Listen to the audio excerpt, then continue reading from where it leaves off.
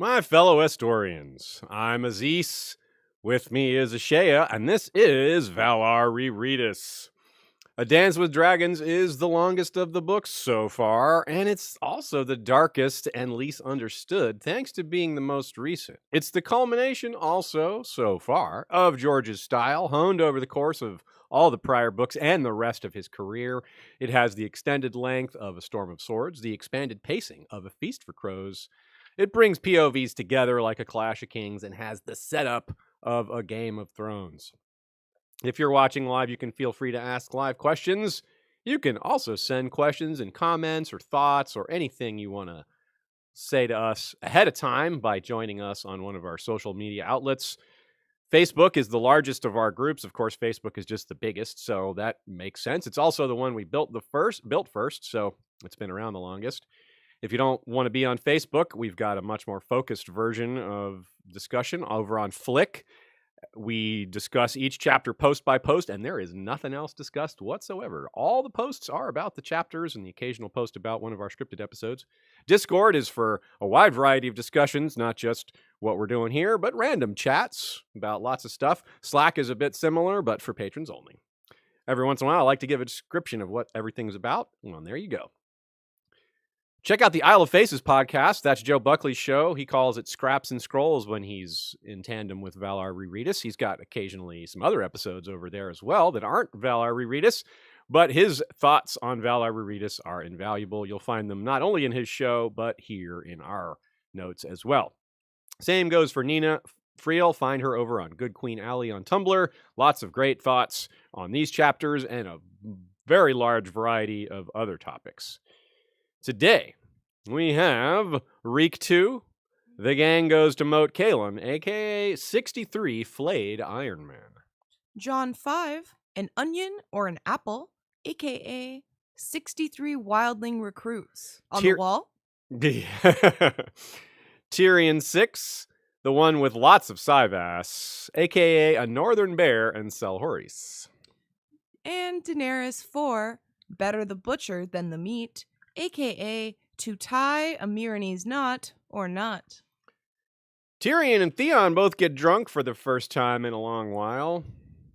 I guess we can do better than that for themes and parallels.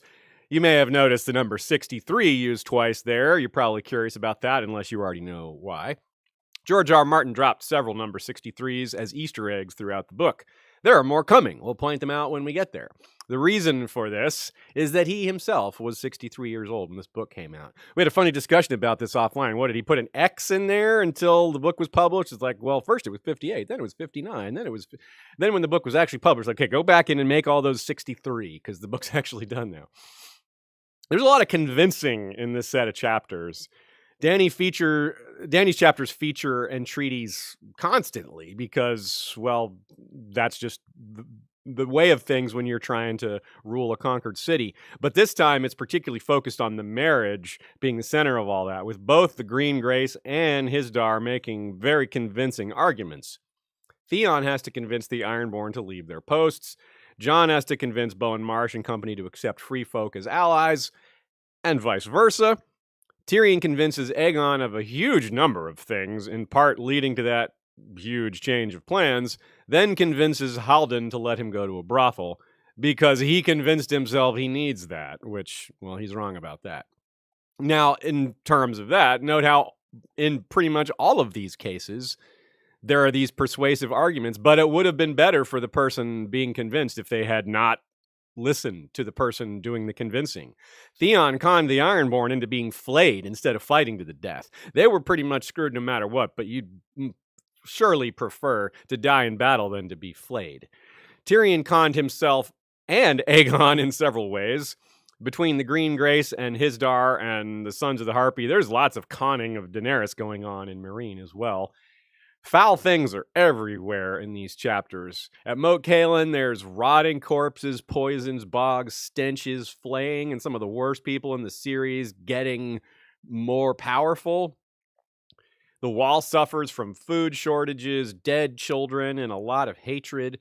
Tyrion sinks to a new low in Selhorys with a truly foul self-loathing and lack of empathy for sufferings that he actually recognizes. He's aware of the sufferings and just still doesn't have any empathy, partly because he doesn't even have empathy for himself. And now Grayscale is in the mix, and that's all certainly foul is a fair description of that. Selhorys itself is pretty foul, ruled by Volantis, an even fouler place in a swamp, a culture ready to implode, so corrupt it's tangible. This is not exactly new for Daenerys and Meereen either. She's been dealing with some of the worst people in the world too, a whole culture ruled by them. I mean, slavers, what is worse than that? Not much, if anything. She's coming to terms with having to be more like them to rule them, which we've talked about being a dangerous, slippery slope, but what else can she do? Marrying Hisdar would at least give the appearance that she's becoming more like them. Hidden identities are a big part of this book overall. We talked about that at the beginning. It's going to continue to pop up from time to time. It's never a surprise when it does, but today we get an extra big dose. Daenerys doesn't know who the Harpy is, nor can readers be 100% certain themselves at this point, though we've got a pretty confident guess that we'll talk about. The Shy Maid is a treasure trove of hidden identities, most of which we've been through already, but this time it's still going. Tyrion is still wondering who Lamore is. Ditto, by the way. I think there's a lot of dittos on that one. Who the heck is Lamore? Jon himself is in quite the conundrum with threats all around. He seeks to make some of them into allies. He's also trying to fill in for all the lack of expertise the Night's Watch is faced with. He's trying to be something he's not. For a while, he tries to do what Sam was doing for him, and he's just no Sam. And that's how his chapter starts. But it's Theon with the oddest inversion of all. He's taking the role of himself. Now that's meta. Reek 2. The gang goes to Moat Cailin, aka 63 Flayed Ironmen. It's not the first time, but no one was flayed. Not one. Meaning last time we went to Moat Cailin, there wasn't a single flaying. So, This chapter has a lot more of that overpowering sensory description I've been going on and on about since the beginning of this book. The gross machine is turned up to 10 or 11 on this one, whatever the maximum setting is. The swamp is unpleasant, but that's nothing compared to all the rotting corpses inside and out, the foul cellars filled with water and creatures, the smell of the guard's breath when he pulls Theon close and puts a dagger to his throat. The death of Ralph Kenning is about as bad as it gets.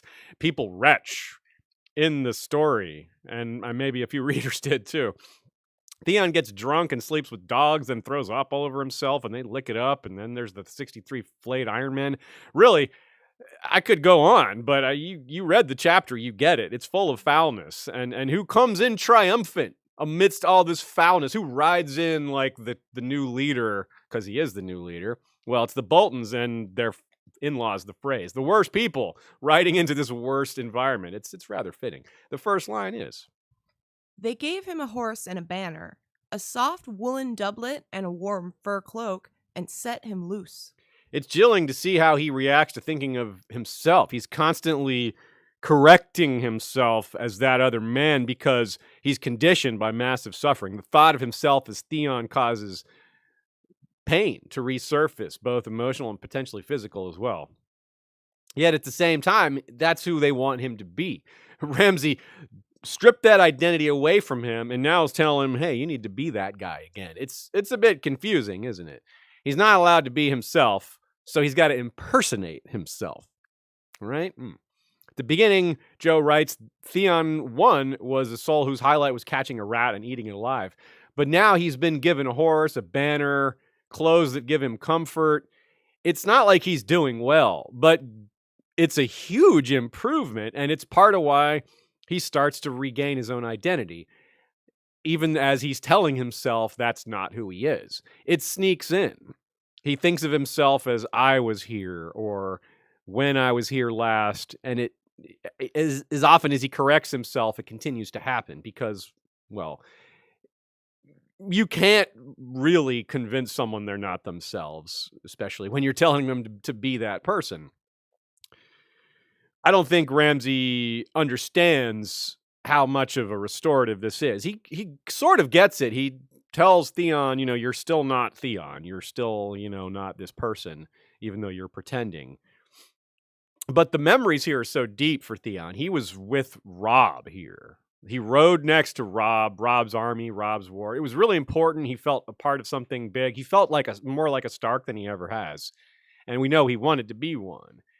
And so that is a lot of pathos to be reliving right here, because it's very much Theon's pathos. And if he's feeling those emotions, then they must be his, because those were very personal. So it's just a really big ball of a big knot. It's the Theonese knot.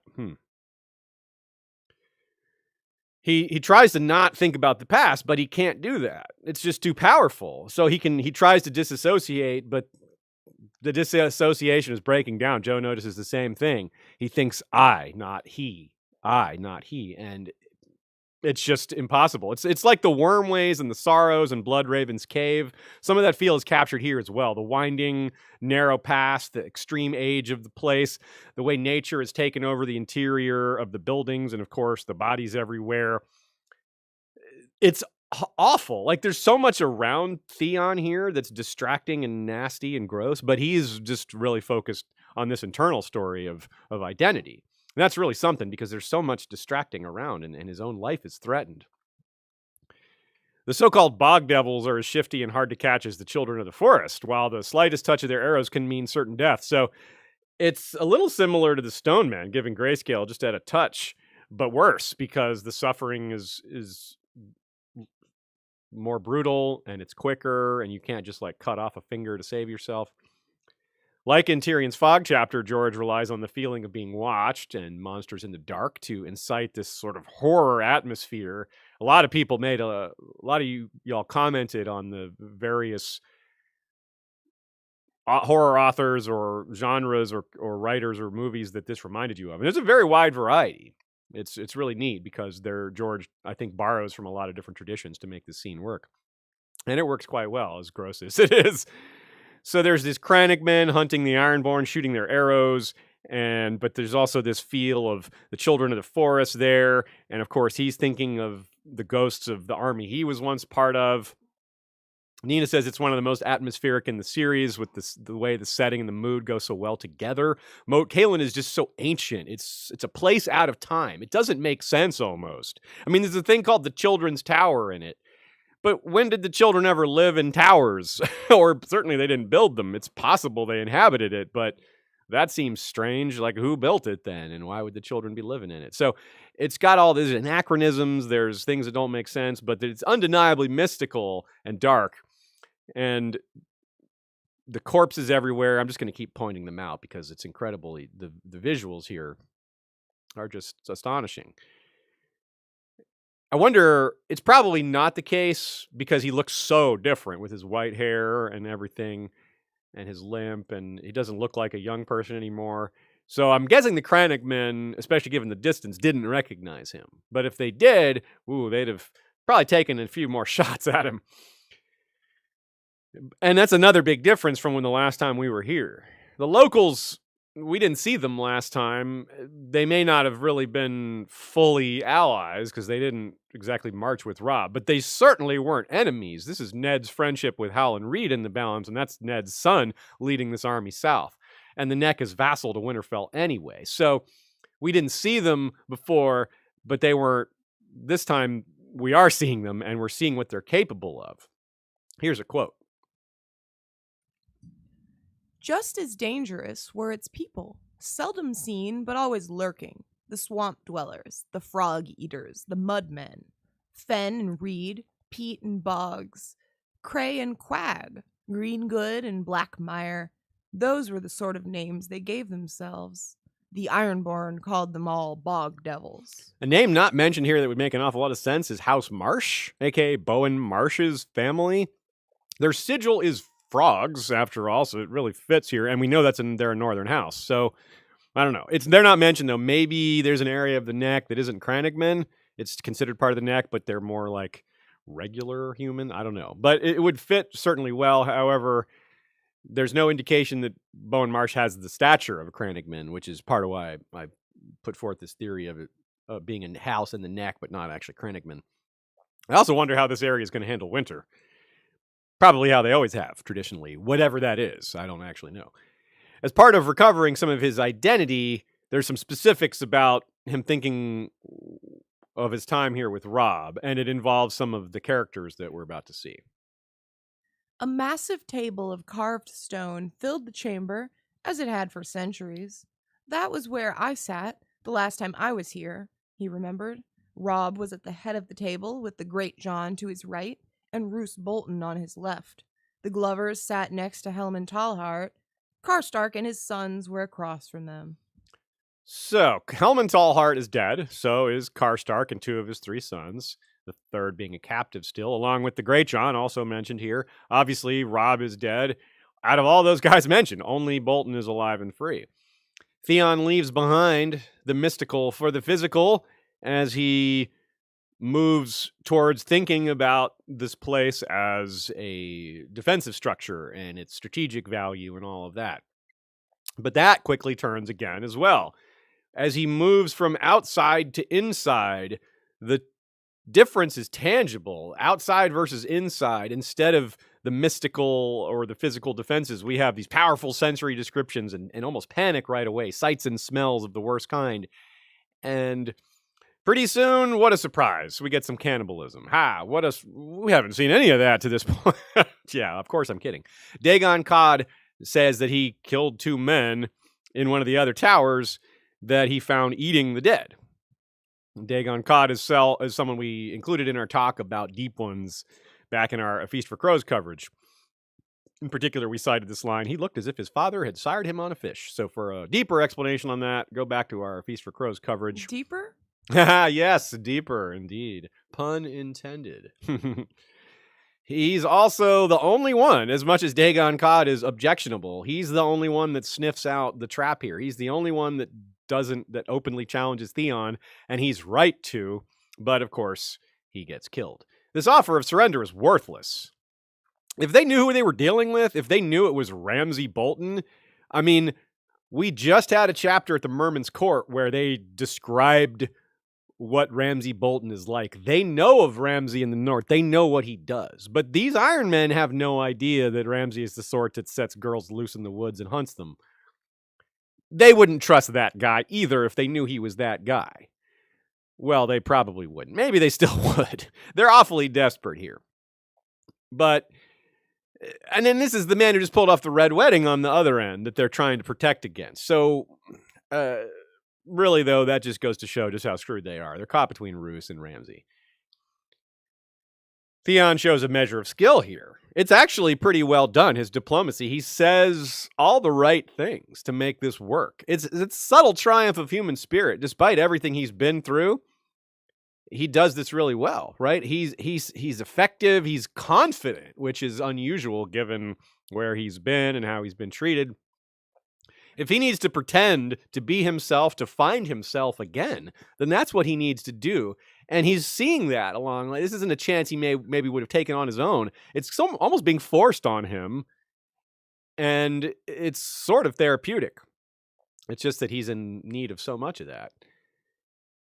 And he also knows, too, that these men are doomed no matter what. I mean, he knows Ramsay as well as anyone. He knows that no matter what they do, they're in big trouble. They're going to die, and it's going to be awful. So the net result is he conned them into a worse death. They would have died fighting, and that's what Ironborn almost yearned for. Instead, they had their weapons taken away and were flayed and put up on posts. An important aspect of how they were convinced, though, it's not just Theon's effective diplomacy, it's this concept of the letter itself. Recall back, let's take a long journey back all the way towards a Game of Thrones when Tyrion was in Mord's clutches in the sky cells of the Eyrie. I will put my promise in writing, Tyrion vowed. Some illiterates held writing in disdain. Others seemed to have a superstitious reverence for the written word, as if it were some sort of magic. Fortunately, Mord was one of the latter. And that's basically what happens here. They don't even open the letter. None of them peel it open. None of them can read. So what's the point? But it's that same combination of superstitious reverence mixed with their own hopelessness and a little bit of wishful thinking, perhaps, which is related to that hopelessness. But again, they were screwed no matter what. So Mord now has gold in his mouth because of his deal with Tyrion. Adrak Humble, the one who killed Dagon Cod and led the Ironborn out behind Theon, he ate his own words. He wound up with the so-called safe passage letter jammed in his mouth. A bit reminiscent of Davos, whose death double had an onion shoved in his mouth. So we have a trick being pulled in both cases too. So yeah, that's a theme. We got tricks and then words shoved in their mouths or onions or something. With the Ironborn gone from these towers, Roos's army can move up the causeway at will.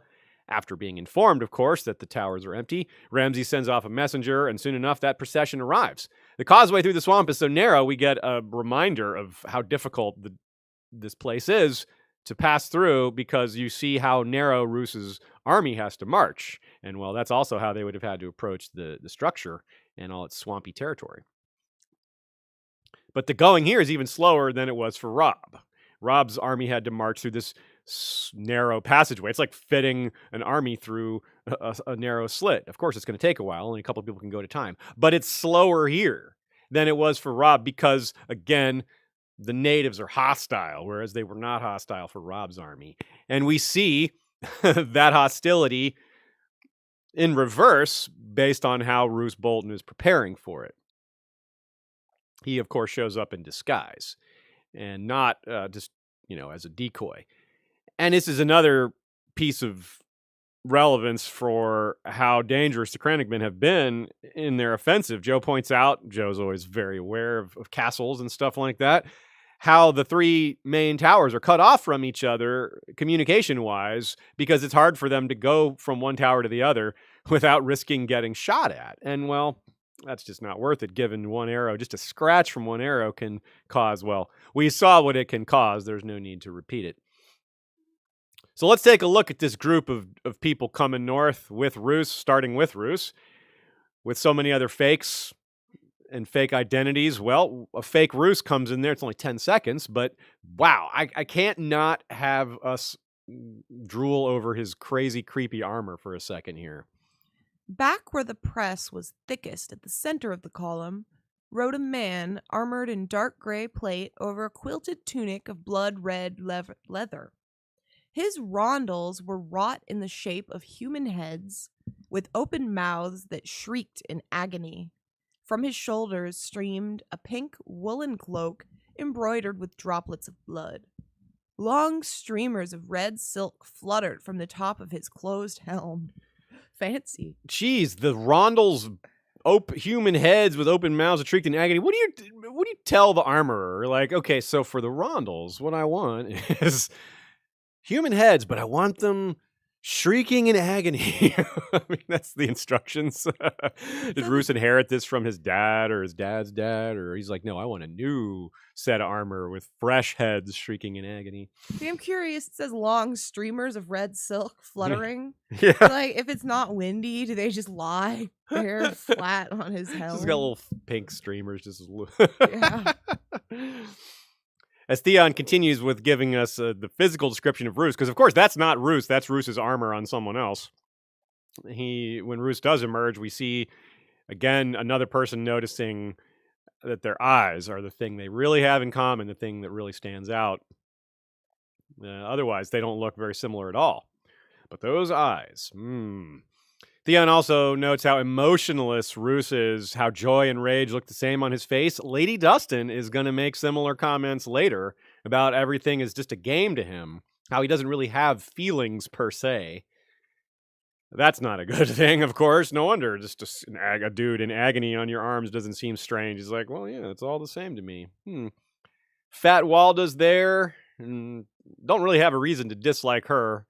She's just kind of an innocent throughout all this, but I don't expect good things to happen to her. I think she's doomed. Aenys Frey, he's dead already at the start of TWOW. He's the guy who falls in the pit traps dug by Crowfood Umber. Wait, yeah, I always get them mixed up. One of the Umbers. Jane Poole, of course, is there, also known as fake Arya. It's the focus on her eyes that's interesting here as well. Theon notices the eyes of her eyes, and he somewhat recognizes her, but he knows for sure that it's not Arya because of the eyes. Arya's eyes are not brown.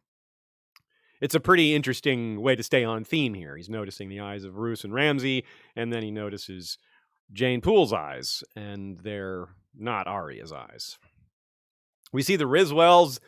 they're going to maintain themselves on the fringes of the story that Barbary Dustin was born a Riswell. So that's part of why they are a close ally of the Boltons, one of the more dependable allies the Boltons might have.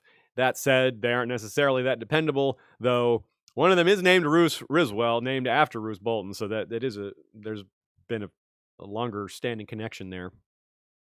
Now, Theon thinks back to the way he first judged Roose, and boy, how mistaken he was. Here's the quote. Once, a boy called Theon Greyjoy had enjoyed tweaking Bolton as they sat at council with Robb Stark, mocking his soft voice and making japes about leeches. He must have been mad. This was no man to jape with. You had only to look at Bolton to know that he had more cruelty in his pinky toe than all the Freys combined. Yeah, that is... And he would know, right? And this is all very important setup. Getting the Boltons and the Freys and seeing them together and understanding what's happening here. Because the Boltons are obviously going to be a bigger part of the second half of this book. And probably at least the first part of TWOW, if not more. So as brutal as it was, removing Ironborn from the north is something Bolton will gladly use as part of his claim to supremacy. It's similar to what Jon told Stannis. He told Stannis, don't fight other Northmen when you can fight the enemies of Northmen first. Yes, Bolton is bad, but he is a Northman. You'll get more friends in the north by fighting the Ironborn. And well, Bolton, even though he had to fight these Ironborn in order to get back home, he's still going to point it out, claim it as a victory of, hey, I'm kicking Ironborn out of the north. I'm doing what the leader's supposed to do. Makes for good optics on his part. That said, Stefan B. makes a good point about bad optics here, which is that Roose, in a very martial, very patriarchal society, he arrives back in his new domains that he's ruling for the first time, hiding in a cart full of women. That's not what Northern Lords would look on as brave or upright or whatever word you want to use. And let's also be aware that the Crannogmen are kind of on alert. Nina reminds us that Robb sent his will through Moat Cailin, through the neck, expecting them to catch on and be part of it.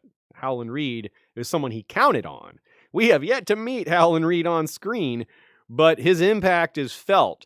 It's quite possibly him or his orders that we're seeing in terms of who leading these assaults, these guerrilla assaults against the Ironborn, and these taking what they can against the Boltons. Joe also points out something interesting here. This is Victarion or Balon's legacy, if you want to call it that. Two very stupid men who insisted on throwing lots of soldiers into a bad war, a war that's not likely to succeed, that only has a few smart tactical things on its side, otherwise is very short-sighted.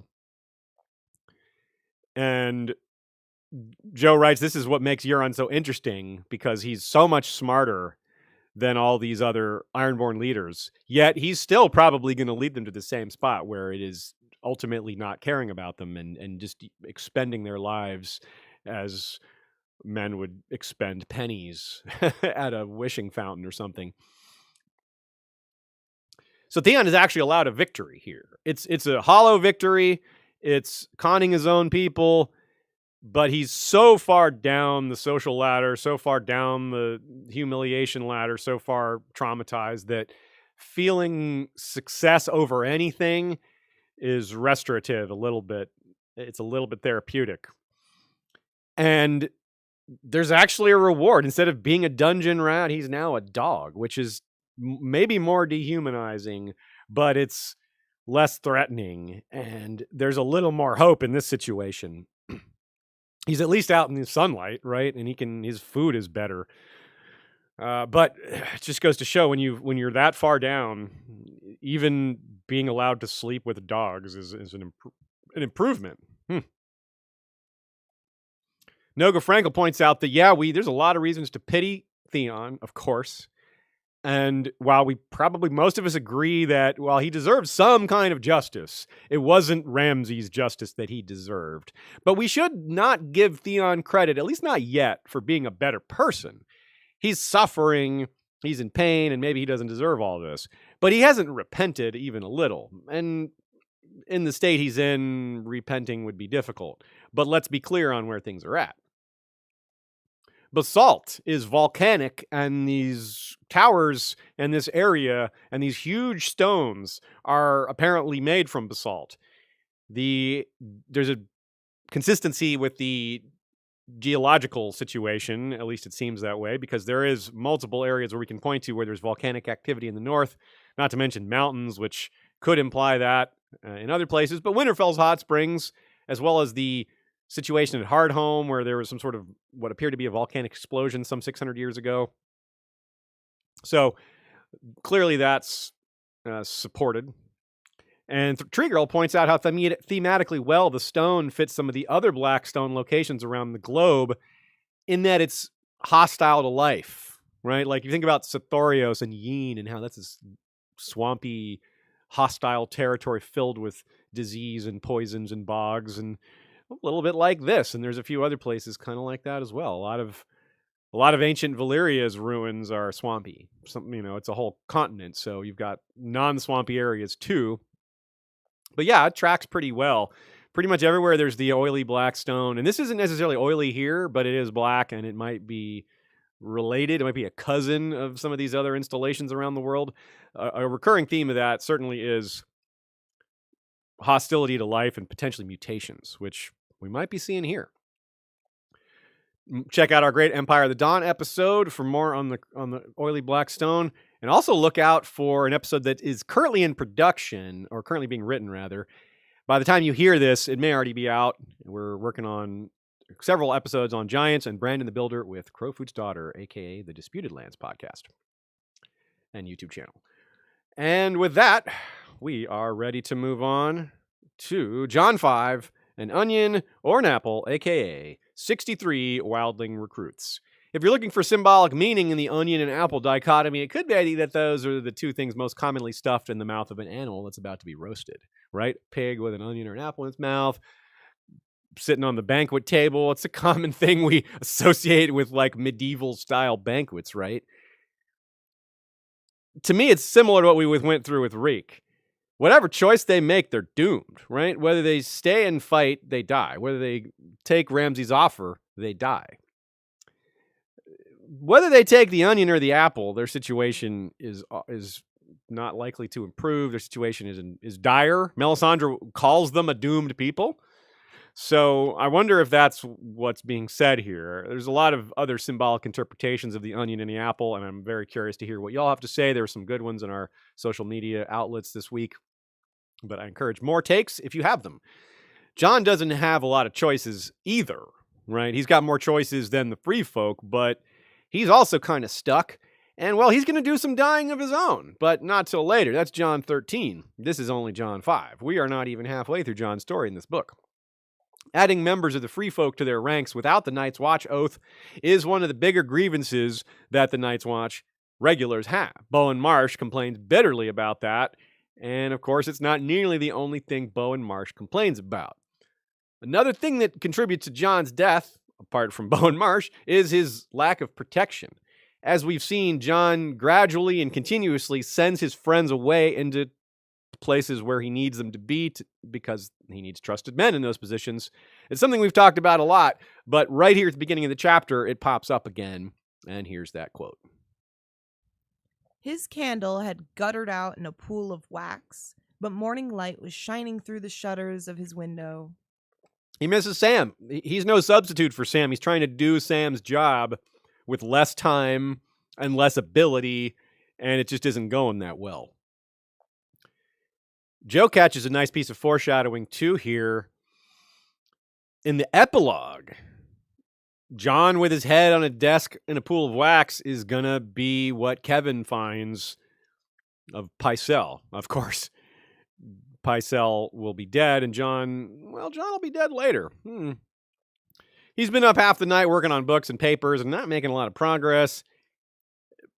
not only does he not have a lot of trusted men, but he doesn't have a lot of skilled men. And that comes up very distinctly here. He doesn't even have a lot of people who know how to read, let alone being good at it or helpful about it. Like, they can't even read the words. So it's a real struggle. But he is on top of current events nearby, though, and lots happen. Here's a quote. Jon feared for Sam and Maester Aemon. Cotter Pike had written from Eastwatch to report that the Stormcrow had sighted the wreckage of a galley along the coast of Skagos. Whether the broken ship was Blackbird, one of Stannis Baratheon's cell sails, or some passing trader, the crew of the Stormcrow had not been able to discern. Now, I know you depend on us for telling you the answer to questions exactly like this, because it's a hassle to figure out on your own unless you just really want to. And you're right to depend on us for that. We indeed have the answer. It's not the Blackbird, though the Blackbird, that is the ship that took Sam and company to Braavos. That ship does wreck later in this book, at Hardhome, not here. Back in Davos 1, he thinks that Oledo and Old Mother's son, two different ships, smashed up on the rocks of Skagos. So the wreckage is almost certainly one of those two, or both, and they just mistook the wreckage for one ship when it was actually two. Oledo we had never really heard of before. Old Mother's son was seen in the Stepstones doing pirate stuff. And it was before this Eastwatch trip, because Arya hears about it in Braavos talking to some crew members. What that tells us is that, as we probably suspected, as Davos suspected, Salladhor Saan never stopped being a pirate, even as he started working for Stannis. He continued being a pirate even while he was in Stannis' employ. And that's pretty strong evidence right here. Not that we necessarily needed it, because we probably knew that already. But this is actual evidence. Anyway, that may not turn out to be the end of the story for that crew. There's a chance that there's a few survivors from these ships. If so, we may find out about that in Davos' storyline. He's going to Skagos. So if they're alive and haven't been, eaten, then either we'll meet them potentially or maybe hear about them. So that's don't close that door just yet. A theme of this chapter is Jon worrying about which of the free folk will prove to be problems, meaning who's going to rise up, who's going to be violent, who's not going to cooperate, who might go out raiding, what have you. One of the signals to this is he sees new faces carved on non-weirwood trees, unfriendly faces. Of course, unfriendly faces are kind of common on these weirwood trees, but still, it doesn't look good to everyone else. They're like, well, this looks like violence. This looks like a threat. It's not friendly. But it's also indication that they didn't really accept Stannis' forced dropping of their gods in exchange for worshiping R'hllor. They didn't really mean it, right? They didn't abandon thousands of years of cultural belief on this, okay, you can come in the wall, you can march through the wall, but you got to give up your gods. They didn't really mean it. They said it because it meant saving their lives, but a lot of them, no. They went right back to believing in the old gods. Maybe they also believe in R'hllor now. Maybe they're a little like Victarion, where they added more gods to worship rather than subtracting any of the other ones. So I don't think there's very many free folk at all who abandon the old gods. Possibly zero. It might be literal zero that actually are like, no, I don't believe in the old gods anymore. It's hard to believe that someone would just be like, nah, I don't believe in gods anymore. That's like telling someone to stop loving someone. You can't decide to stop loving someone. It's not in your control like that. It's not a switch you can flip. It's not a promise you can make. You can't promise to feel a certain way. You can promise to do things. You can't promise to feel certain ways. At least not honestly. You could say it, but that doesn't make it true. And of course, setting all this aside, the wildlings, the free folk, they're not the real danger. They are dangerous, don't get me wrong. There's some real bad seeds in that group. But Jon's focused on them when really the bigger threats are coming from within. And in fact, it's a bit of irony. The assassination of Jon might in turn make the free folk more violent. He's their advocate. He's the one working to have them become one unit, or at least have them work together. Without that linchpin, without that holding them together, it's kind of like Mance Rayder holding all the different tribes together. Without him, it all falls apart, and then they start warring again, or at least not working together. Same deal here. I really don't think Bowen Marsh is going to kill Jon Snow and then turn around and say, oh, don't worry, we're still going to feed you. Nah. He's going to cut off their food supply. Probably, quite possibly, he's going to do it in a ill-advised way by telling them bluntly when they're outnumbered, meaning the Night's Watch outnumbered, and that may get the Night's Watch to turn on them. Don't forget what state of mind they're in when Jon is stabbed. Jon has just gotten them all worked up about going to fight Ramsay. They're like, we're ready to go. And then Jon gets stabbed. So I'm getting ahead of myself, but this is all set up here, starting to be set up here. Actually, it was set up a little before this, but it's part of that setup. Let's say it that way. And it's a good line. The subtext, the foreshadowing, the worries are delivered here. Jon says we had best all keep our shields up. And Iron Emmett he says that when he sees people sparring, and it's meant literally like, yeah, we need to be more worried about protection and being on guard.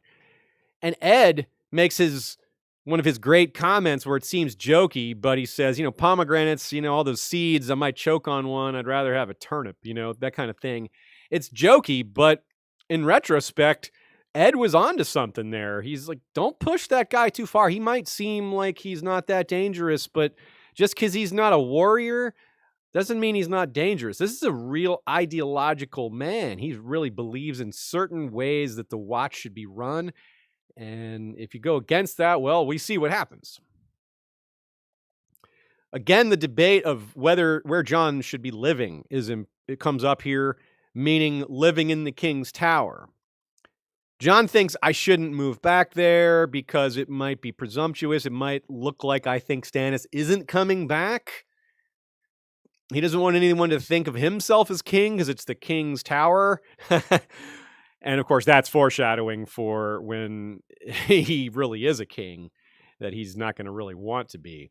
It's going to be a duty thrust on him. Even though most Lord Commanders have stayed in the King's Tower, he still thinks of it as projecting himself as a king. He's just very wary of this being too powerful or being that kind of leader. But again, this is a mistake.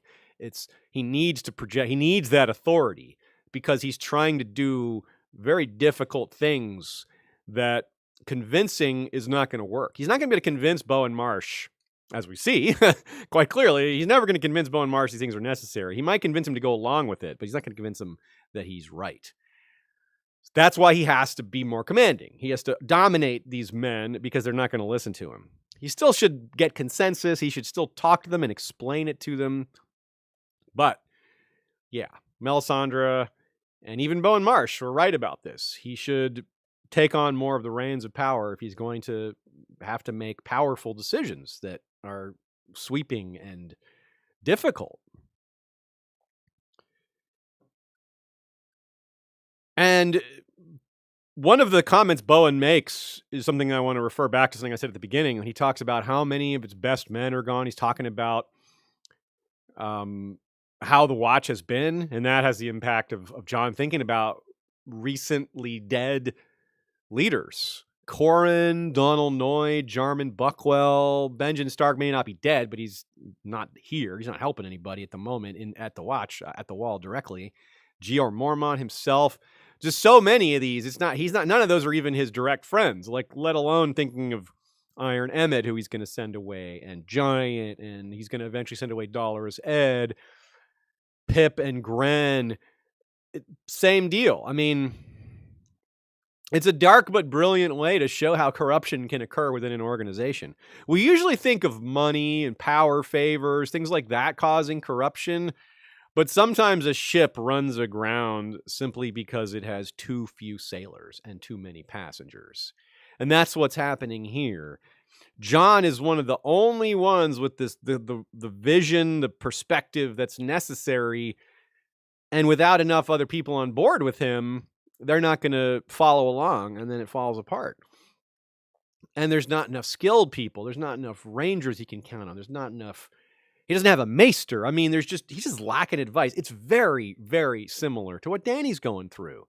Starvation, refugee populations, people who won't cooperate, inexperience, good moral character, but paired with that inexperience and an inability to detect the inherent cunning of people who are a lot more experienced, not knowing what some of the basic signs are because they haven't seen them before. And yeah, there's a lot. There's a lot of things. Dany doesn't have good advisors around her in Meereen. So it's very, very familiar.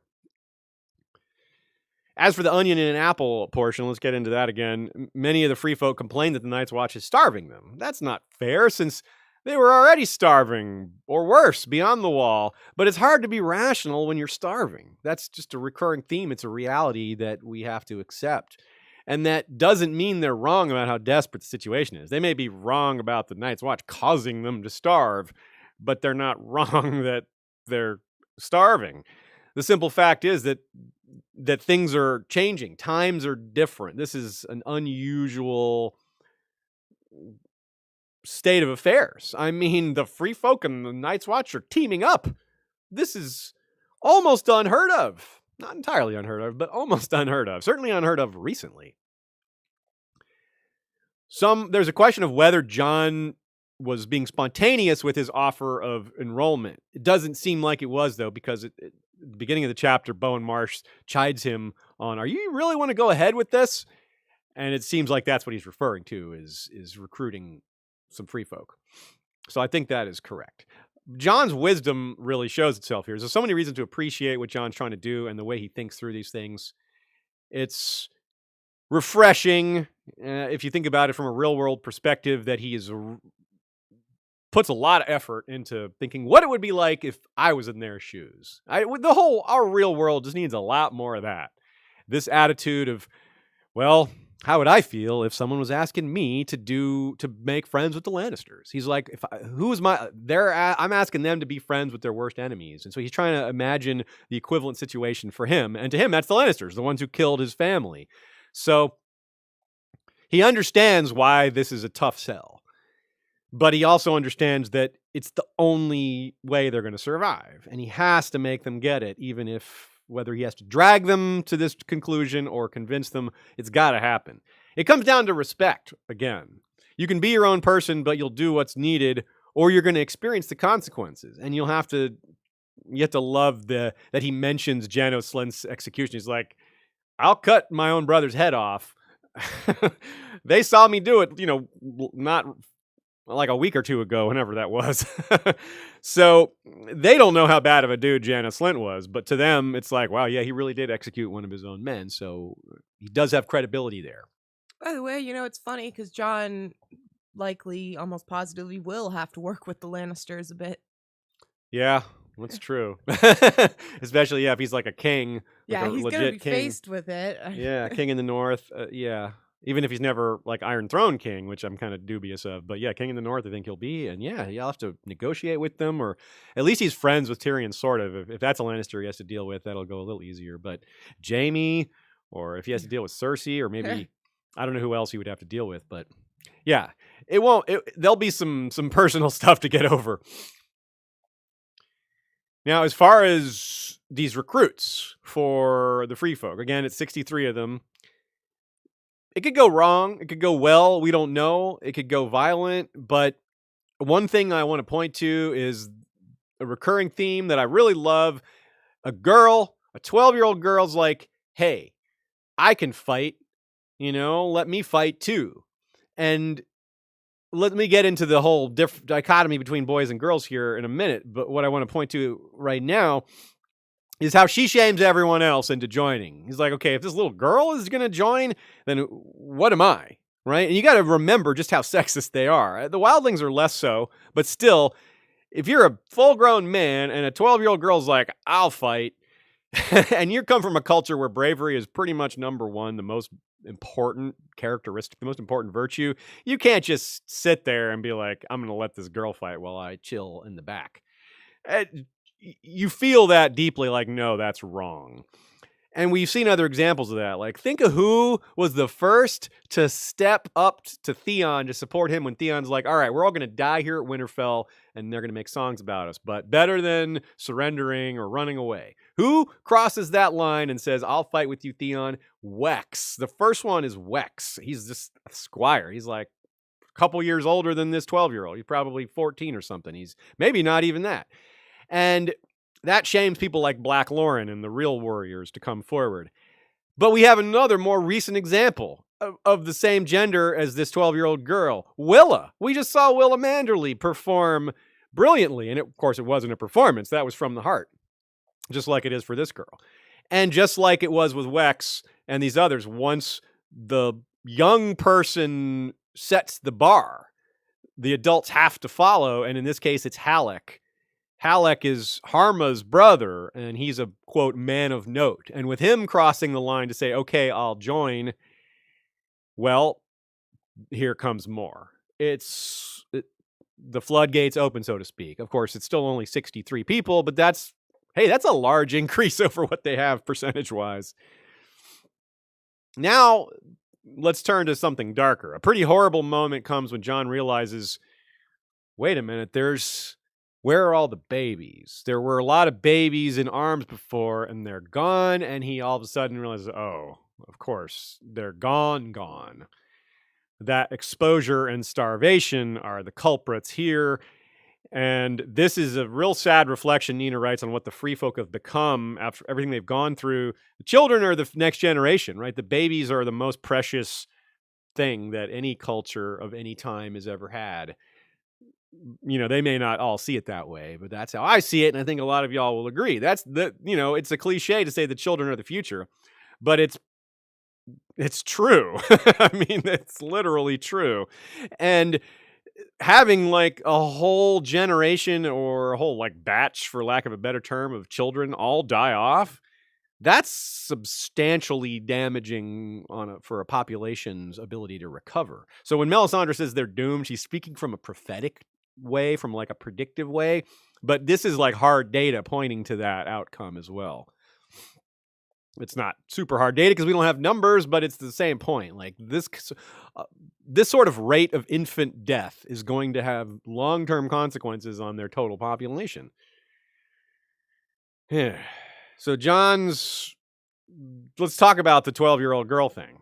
Jon dismisses the girl as a child, thinking, okay, 12-year-old boys are adults and 12-year-old girls are not.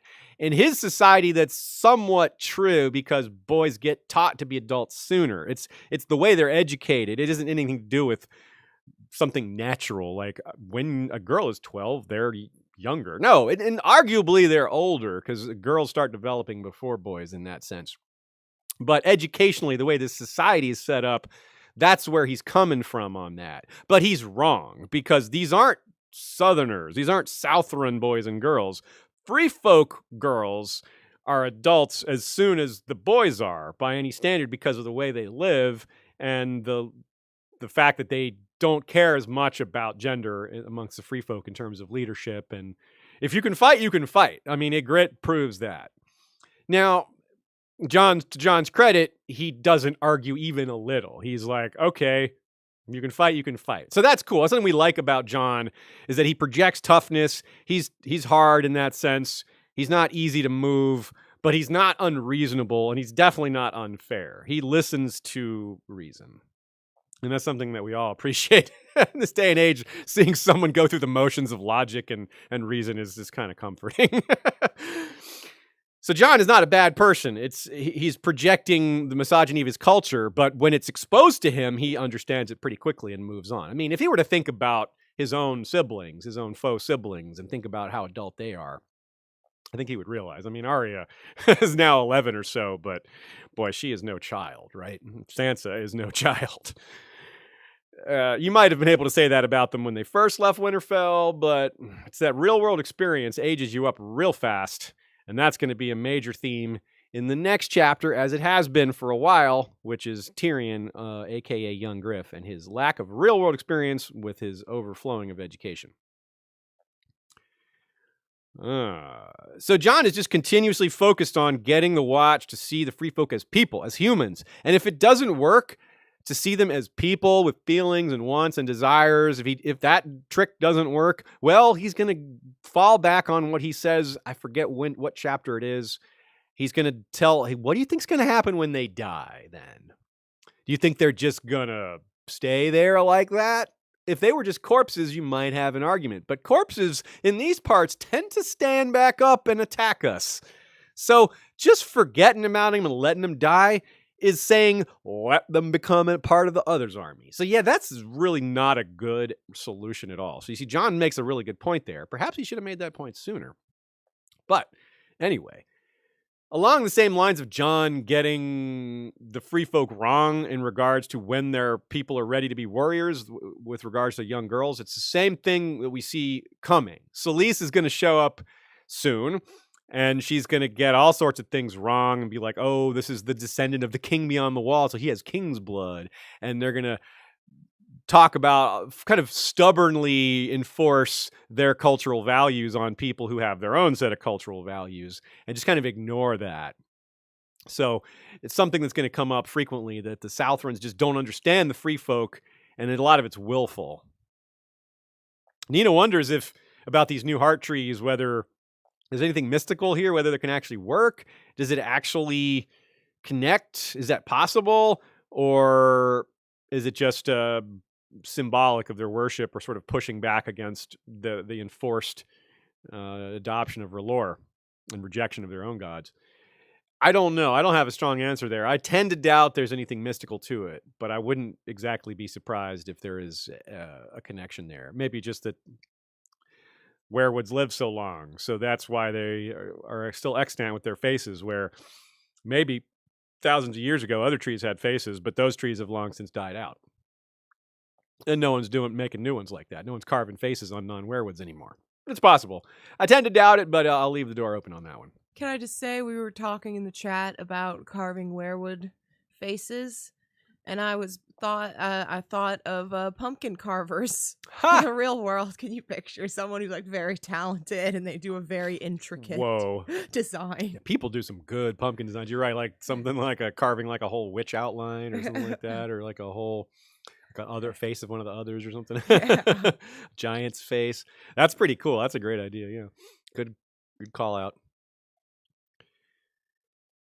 So again, I want to repeat that the oath that the free folk took to Stannis and R'hllor is not very binding. It's another example of the proverbial oath at sword point. We talked about it at the time when they were marching through the wall. Now we actually see firsthand how they're going about reacting to the proverbial oath at sword point.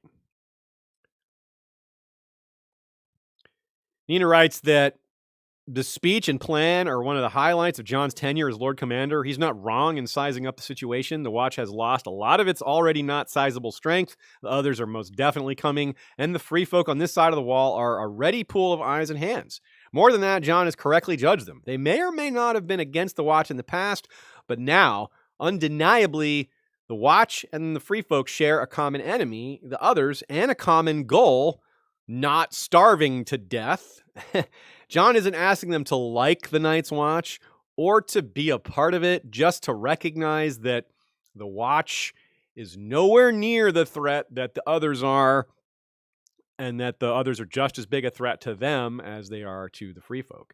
So they do have very strong common ground, the type that hasn't been seen in thousands of years. And it's time to make that adjustment. It's time to be like Jon and be willing to change your mind quickly when presented with new information. Don't be Bowen Marsh. Don't stick to the old ways just because they're the old ways. We saw how well that works out for the Ironborn. Super chat from Maura Lee says, thank you, Aziz and Ashaya, for this great series. Maura Lee sent us a picture of a birthday cake she got from her friends, and it is the coolest cake we've ever seen. It's the child from The Mandalorian, the little baby. A full-size cake with the ears and everything. Like, the ears are, like, extended out from the side. It's so cool. And it's not even like she got it at some fancy bakery. Her friend made it. That is how you know you're loved, when someone puts that kind of effort into making you a birthday cake. So thank you for sending us the photos of that, Maura, as well. And Ainsley Mecklejohn Griffiths sends the mic drop sticker. Much appreciated. Thank you very much, y'all, for the support. Hedgehogs and Cats Are Life says, John's disregard for trappings might reassure Dany after some perfumed princes. Hey, great point. Yeah, that might actually, it's not working out right now, but it might pay off after so much court living and being around so much of that BS that Dany is currently surrounded by. So much courtly dishonesty and flowery protestations and hiding the truth behind words and things like that. So yeah, that's a great point. Allison Howland from Facebook says, the building tension about absolutely untenable shortages of resources almost everywhere we go is already difficult to read. Winds is going to be rough. Can't wait. How many more little personal tragedies is George going to subject us to? I thought that was very well said and succinct, Allison. Thank you for that comment. I totally agree. A lot of people are wondering, speaking of Hedgehogs and Cats for Life comment about Dany liking John's disregard for the trappings, turn that around, and how will the free folk view Dany? I think positively. For one thing, the gender issue won't be as much. They won't care about her being a woman as much as Westeros will. They'll certainly see her as strong. They'll certainly see her as the type that can lead a coalition of a wide variety of cultures, which is what the free folk is. Let's never forget that they're not a united people. I mean, the people of the frozen shore are really nothing like the Thens, who are really nothing like the types of wildlings we see living close to the wall, like Craster or Gilly. I mean, not that Craster and Gilly are that similar, but you see what I'm saying. Like, there's lots of types of free folk. It's kind of like the first men. We think of them as one, but really they were an amalgam of different races. That's what Dany is leading. She's got Unsullied. She's got Dothraki. She's probably going to have Reloris. She's got some Westerosi and other things too. So that's something that's maybe they'll recognize as common ground. There's a notable blowing of a horn here to break up a tumult of voices, and it's a bit of a parallel. This is chapter 22, right? But in A Feast for Crows, chapter 20, a certain hell horn was just blown, breaking up the tumult there. And that leads the hell horn being blown, that is, to Asha heading off to Deepwood Moat, where we're going to meet up with her next week in Valar Rereadis. Notably, this John chapter is one of the shortest, it is the shortest of his chapters in this book. And his next chapter, John 6, is his second shortest. And not only that, but this chapter that we just finished is the fourth shortest in the whole book entirely. So there's that. Little trivia for you. We finished 2 of the 4 chapters today, and I want to give a shout out to people who support us on Patreon. A benefit of supporting us on Patreon is removing network ads. Any sort of ads that come from outside, from third parties, get removed by tuning into our Patreon-only feed. It also contains all the chapter-by-chapter versions of Valar Rereadis, meaning the versions of this where you can listen to just one character all the way through. You can listen to all of Tyrion all the way through in order, rather than, the normal order. So we have that available for patrons. We also have things like scripts. You can get access to that. All of our scripts from all time, whether it's Valar Rereadis notes or episodes from all the way back in 2012. We've got almost all of those in one folder. There's a few that got lost over the years, but most of them are there. If you're not a big fan of Patreon, you can go to our website. There's other ways to support. You can just send a straight PayPal donation if that's your preferred method. We also have a newer method. Anchor support is available. Anchor is our host these days. Anchor is owned by Spotify, and you can sign up through them. It just adds $1.10 or $5 to your monthly Spotify bill. So if you're already on there, it's a pretty convenient way to just fire and forget support and not have to deal with any sort of emails or regular recurring anything. But that's that. We appreciate those of you who do that. We also appreciate anyone who leaves us a review on iTunes, clicks the like button on YouTube. It really does make a huge difference in terms of algorithms and getting us noticed outside of our own circle. It's a big world out there, podcasting and YouTube, and we thrive on word of mouth as much as anything else. Let's move on. Tyrion 6, the one with lots of Cyvasse, a.k.a. a northern bear in Selhorys. Tyrion plays Cyvasse with young Griff, then Cavo. In both cases, there's a lot of manipulation. With the boy, it's the mental game. Tyrion talks him into mistakes in the game and then perhaps in real life. With Cavo, Tyrion loses on purpose. Haldon makes it clear that this is how Cavo takes bribes. Don't just give him money. That's illegal, and obviously so. It's insulting, too. Well, probably. But a wager on a game of skill, well, there's plausible deniability all around. No one can prove Tyrion lost on purpose, and even if they could, they can't prove Cavo knew he was going to lose on purpose. There's going to be another chapter of Tyrion's with a lot of Cyvasse, and in fact, Cyvasse is going to become a regular feature of his arc. I just reread his one fully finished Winds of Winter chapter last night, and Cyvasse comes up several times. In fact, it's mentioned that he's been playing Cyvasse with Brown Ben Plum on the regular since he joined the Second Sons, but it's not nearly the only mention of it. Of course, there's the piece that gets blood on it, the dragon piece that gets blood on it, the white dragon piece. So Cyvasse is, from here on out, as far as we can see, it's going to continue to be important, but I think it peaks here. I think it's the most important here because this is when the actual gameplay is part of the story instead of just something that's happening during the story. It's never more deeply woven in as it is here, I think. Because even the strategies used by the players are the story. So maybe this is Cyvasse's peak in the series so far. It's a really big chapter. We just finished a short Jon chapter. This is one of the longer chapters in the book. It creates huge movement in the Aegon/Connington plotline.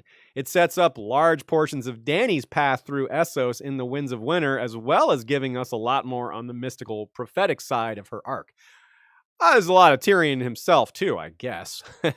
No, it's this when several chapters later, Makoro's going to have that famous quote where he says, Tyrion, I see you in the midst of all the dragons, young and old, new and this, fake and real, whatever. I didn't pull the exact quote. You know the one I'm talking about. This is the chapter that most describes that quote, that most fulfills that line, even though, of course, it's later. It hasn't happened yet. Because this is the only chapter where Tyrion straddles both dragon stories. After this chapter, he's going to be pretty much all on Dany's story. Well, he'll be traveling towards Dany, but everything about it will be circling around Dany. Everyone's going to talk about her. She's on everyone's lips. And in this chapter, he's still with Aegon at the beginning and then splits off. The pacing here is also really interesting because as far as being so important for other reasons, this chapter is where there's a big switch in the POV structure.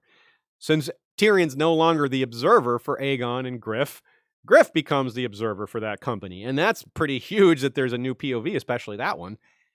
And Tyrion's story has been the dominant arc so far, if any of them have been in terms of quantity.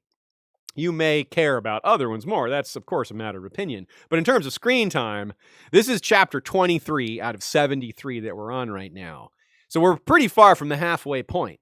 But we're almost halfway through the Tyrion chapters. In terms of total length of time in this book dedicated to Tyrion, we're really close to the halfway point already, but nowhere near the halfway point of the actual book. So there'll be a lot less Tyrion in the second half. Jon's the one who has the most time in the second half. So that's kind of interesting to look at because this book you could almost divide it in half, and it's got distinct two different parts. In fact, it has been divided in half. Some people did consume it that way. But anyway, here's how this one starts. He dreamt of his lord father and the shrouded lord. This could have been a lot more intense of a dream, but of course, George opted for potent simplicity. He's been out for a while. He's been unconscious for a while. So, like I said, there's room for him to have had long, lengthy dreams, like when he was recovering from the Blackwater, for example. We know what it means to think of his father and the Shrouded Lord is some sort of generic haunting, but he just was in the Sorrows last chapter, so that seems to be the connection there. Maybe that connection would have been deeper had he actually met the Shrouded Lord, but swimming in the Sorrows is that's certainly a hands-on approach. As Haldon points out, there may never be certainty that Tyrion is grayscale free. So, if you're like me, you didn't even believe for a second that Tyrion was going to die when he fell in the river. So it's kind of like you could look at that as maybe a cheap device But George then inverts it. Instead of making it a cheap, he's like, I knew you guys weren't going to fall for that. Here's the real tension. Tyrion might get grayscale any minute forever. So he didn't drown. No one really thought he was going to drown. Maybe some first-time readers did. I don't blame you if you thought that. It was the end of, it was a decent point for Tyrion to die, given Aegon's reveal had happened. But I think most of us knew that, it's a little sketchy. Still, we have this lingering worry. Even those of us who were deep in the story, there's a chance Tyrion could develop grayscale later. There's the quiet line theory is one version of that. Of course, that theory also involves Euron taking out his tongue. There's a couple versions of that. I think the original quiet line theory was a grayscale thing, though, that he would rot from the inside or turn to stone from the inside. Anyway, Tyrion has spent a large portion of his previous chapters describing grayscale and thinking about it, and now it's on him. Or it's a risk around him, associated with him. And this is sad. This is really sad. Tyrion already is very limited in his ability to connect with people. He's a very lonely guy. Even though he's around people all the time, he doesn't connect with them. He doesn't have common ground with people. People were constantly denigrating him. He doesn't have, his outlook on life is very unique. Thus, that's part of why it's hard for him to find common ground. Being ultra rich means he doesn't have many peers. Being a dwarf means he doesn't have many peers. So we've been through this. Tyrion is in a lot of ways, he's an outcast despite his extreme privilege. Now he has this on top of it. It's kind of sad that there's yet another huge barrier between him and other people. The first game of Cyvasse of many in this chapter is against young Griff, and Tyrion manipulates him easily. At first, it's simple enough. He uses the always surprisingly effective "what, you scared?" method to get the game started. At least he's no Victarion, who got "what you scared" did into sailing all the way to Slaver's Bay. This is just playing a board game. In our relentless comparisons of young Griff to Jon and Dany, note how it did not work. The "what you scared" method. When Godry the Giant Slayer tried it on Jon, he literally said, "Oh, I see you fear," and laughs. And Jon's like, "Yeah, sure, buddy, whatever." Now, Dany isn't someone who duels or spars with swords or weapons in general. Nevertheless, I still think we got a parallel example in her last chapter when she was not provoked by spit in the face, whereas members of her court were. And she was like, well, chill, everybody. We've had several occasions to cite how Tywin's father planned his... Tywin's father? We've had several occasions to cite how Tywin planned his initial strategy on the assumption that Robb Stark would be over-aggressive. Remember all the way back in Game of Thrones? Oh, he's going to make a young man's move. We're going to trap him by being over-aggressive. And that backfired badly. I talked about that a lot at the time. And we've had reasons to bring it back up because it's a seminal example. And here we get it again. Young Griff arrayed his army for attack, with dragon, elephants, and heavy horse up front. A young man's formation, as bold as it is foolish. He risks all for the quick kill. He let the prince have first move. That's what Tywin was expecting. I just want to say we just watched the Queen's Gambit. Yeah. And totally with Cyvasse right there, you can really see how little he cared about young Griff. Take the first move. Yeah, he's like, you want to be aggressive? I'm going to let you be aggressive. Go ahead, go first. Yeah. Nina writes, note how Aegon's Cyvasse setup is a, quote, army for attack with dragon, elephants, and heavy horse up front. What Tyrion calls a young man's formation, risking all for the quick kill. This is what his strategy in Westeros will be, bringing his forces, including at least elephants. We know there's elephants with the Golden Company, right away to go for the Iron Throne quickly.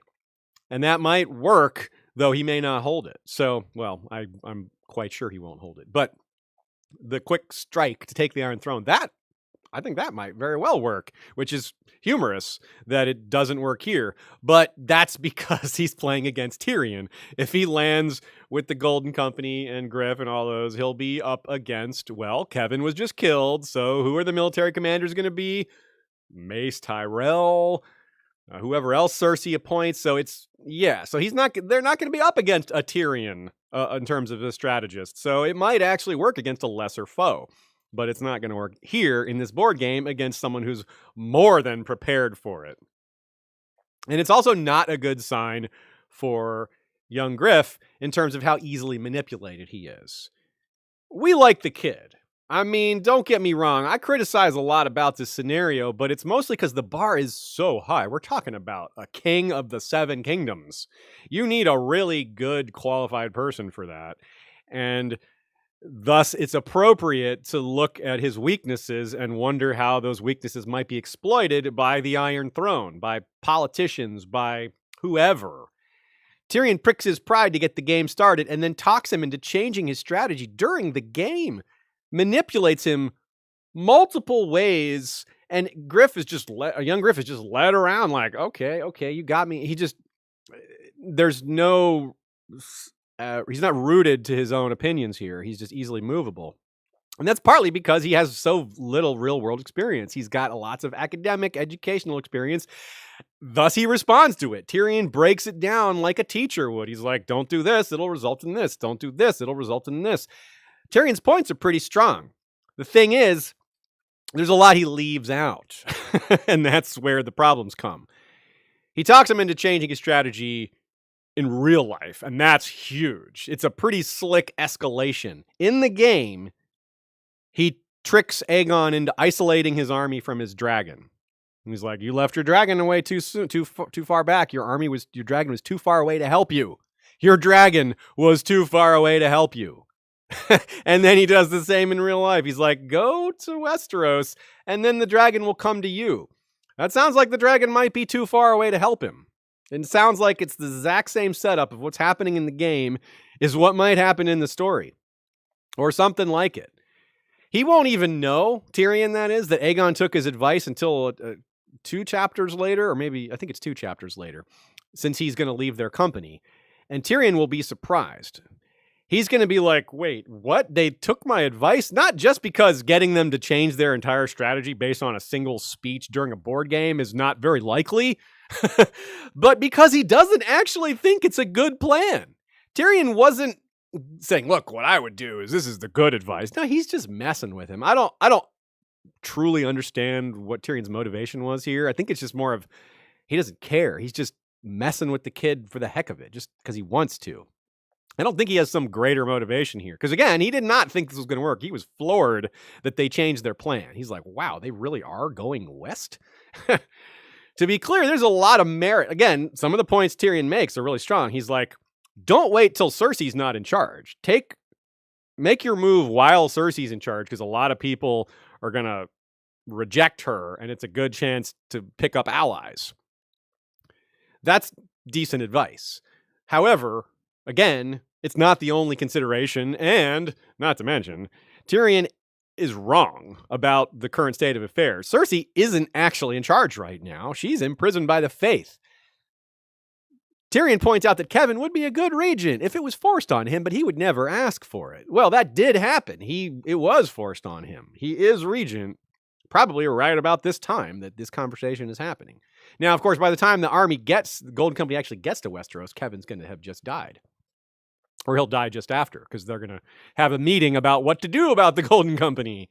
And when he goes back to his chambers after that meeting, that's when he's killed. Well, Pycelle's chambers, same difference. And there's more to it. They learn here in this chapter, with more explanation later, that Daenerys is, quote, sore beset in Meereen with foes all around her. All the more reason to go to her to help her get out of that jam, right? Maybe. If not, well, maybe that's why expecting her to come to you isn't a great idea. Maybe she can't. Maybe she's still going to be sore beset in Meereen. Part of the reason the plan might not work. And something Tyrion doesn't consider is what we saw in Quentyn's chapter. And this is a really powerful point. There's just no way to get to Slaver's Bay without ships of your own. They couldn't, like a small group of them couldn't get there. And they weren't overtly against or for Daenerys, even though that is really who they are.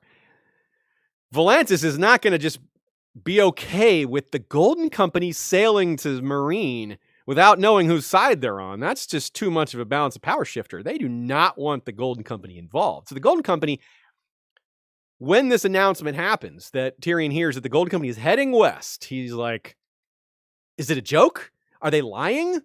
Are they going to seize the ships when they get out to sea? Because Why else would they be doing this? He's floored. He can't understand. He's like, wow, they really are going to go west.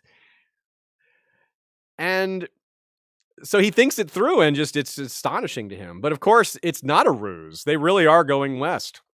From Volantis' point of view, you can understand it. Like I said, they would rather the Golden Company be on their side. But if the Golden Company is a foe, that's really bad.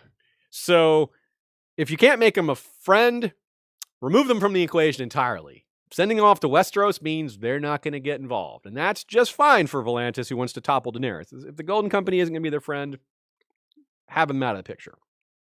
And they're definitely not going to help them get to Slaver's Bay. That's for damn sure.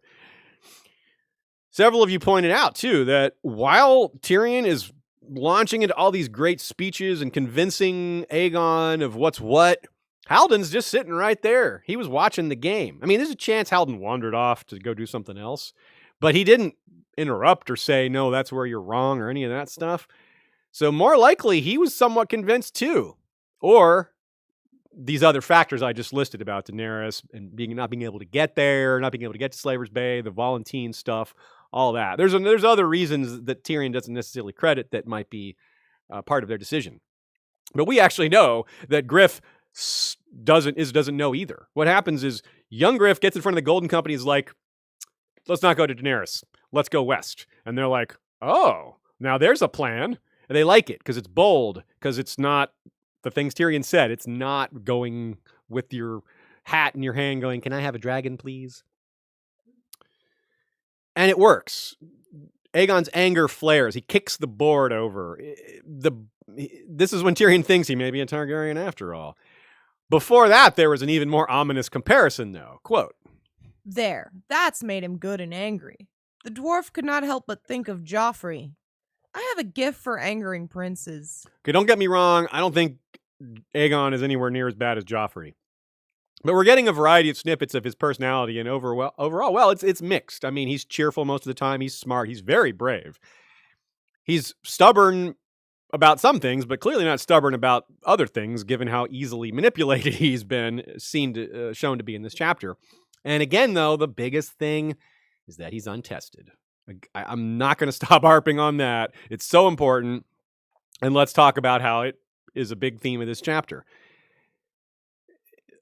His lack of experience is likely to create some very unexpected results. Just as they didn't know he was subject to manipulation from Tyrion, who knows how he's going to respond, Aegon, to other first times. This is a young kid who hasn't had first times of a lot of things. I doubt battle will be an issue, because again, he seems really brave. That's probably not going to be a problem. But what about, say, girls? What about when women come in the picture? What if Arianne, who is awfully convincing and seductive, just targets him? How's he gonna resist that? A teenage boy with Arianne coming at him?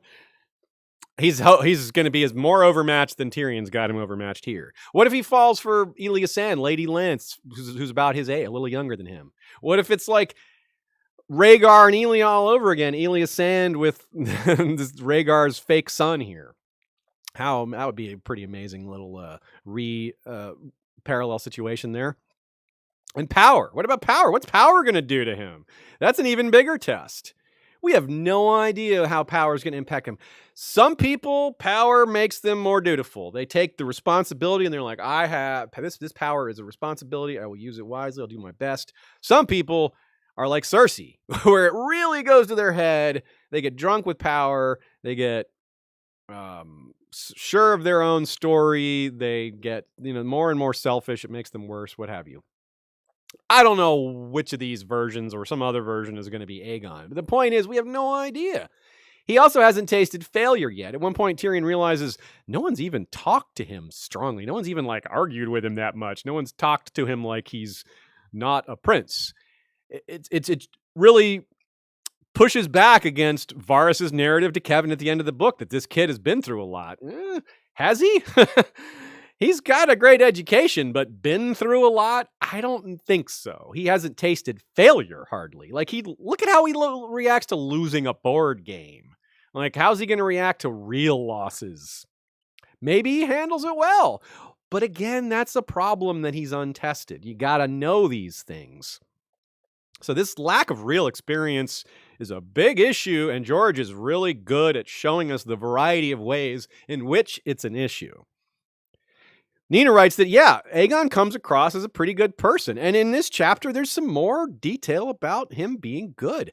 He's another example of his bravery. He doesn't shun Tyrion for going into the water. Yandri, Ysilla, they're wary.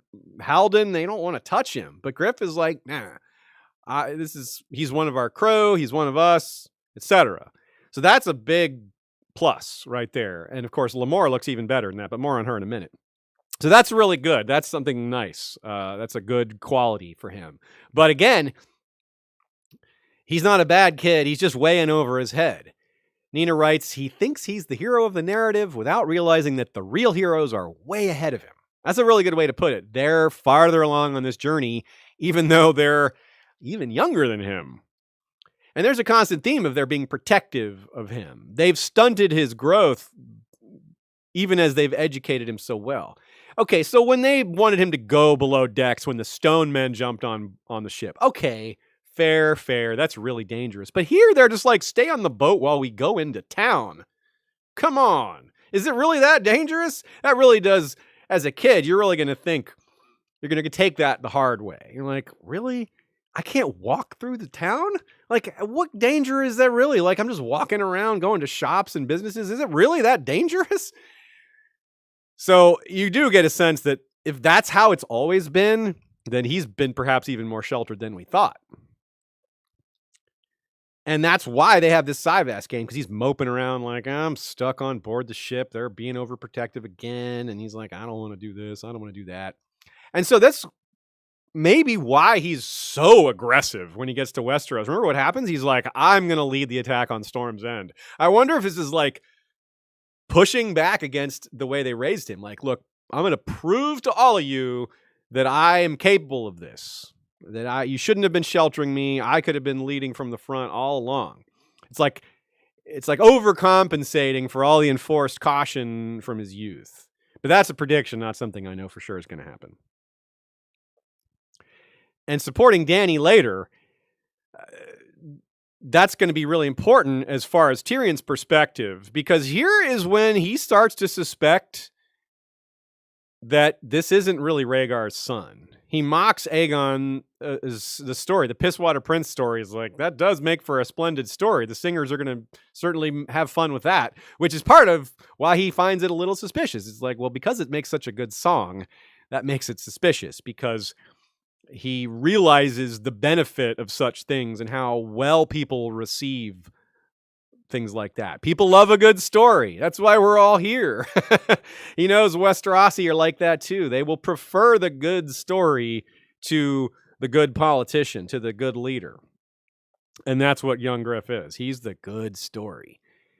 And that's part of what Tyrion sniffs out. He's like, this is too good to be true. And that's when he has that line, he may well be a Targaryen after all. That is evidence of his suspicion. He wouldn't be thinking that if he was doubting the veracity of Aegon's heritage here. So yeah, so he doesn't state it outright. He doesn't think in his mind, I wonder if this kid's fake. But it's there in a number of ways. Plus, if we back up a little, Tyrion also thought about there's more in this venture than coins or castles, which is again a hint that Aegon is Illyrio's son, not the son of a Blackfire. Well, I mean, not the son of Rhaegar, rather. He probably is the son of a Blackfire if Sarah is one. So there's a lot of little pieces that Tyrion has put together that suggest, as a whole, this doesn't add up to this kid actually being Rhaegar's son. Nina has a great theory here that one of the ways Tyrion can ingratiate himself with Dany, one of the ways that he can prove his value to her, is to point this out, is to convince her that this kid is the Mummer's dragon, which will be true. He almost certainly is fake.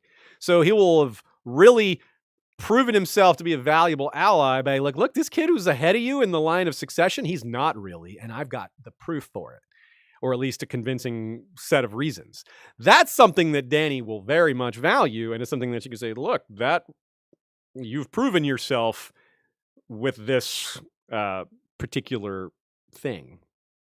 So that's a good theory. I like that. I could see that happening. Now, back to the Pisswater Prince story real quick. Whenever you see arbor gold being served, take note. It is an indication of falsehoods. It is the sole subject of our episode called Lies and Arbor Gold that we had our friend Chloe from Girls Gone Canon on as a guest. She did a great job. In this chapter is one of the examples that we discussed. There's a lot of examples of Lies and Arbor Gold. This Aegon situation is one. This exact quote is one of the ones we go into great detail on in that episode.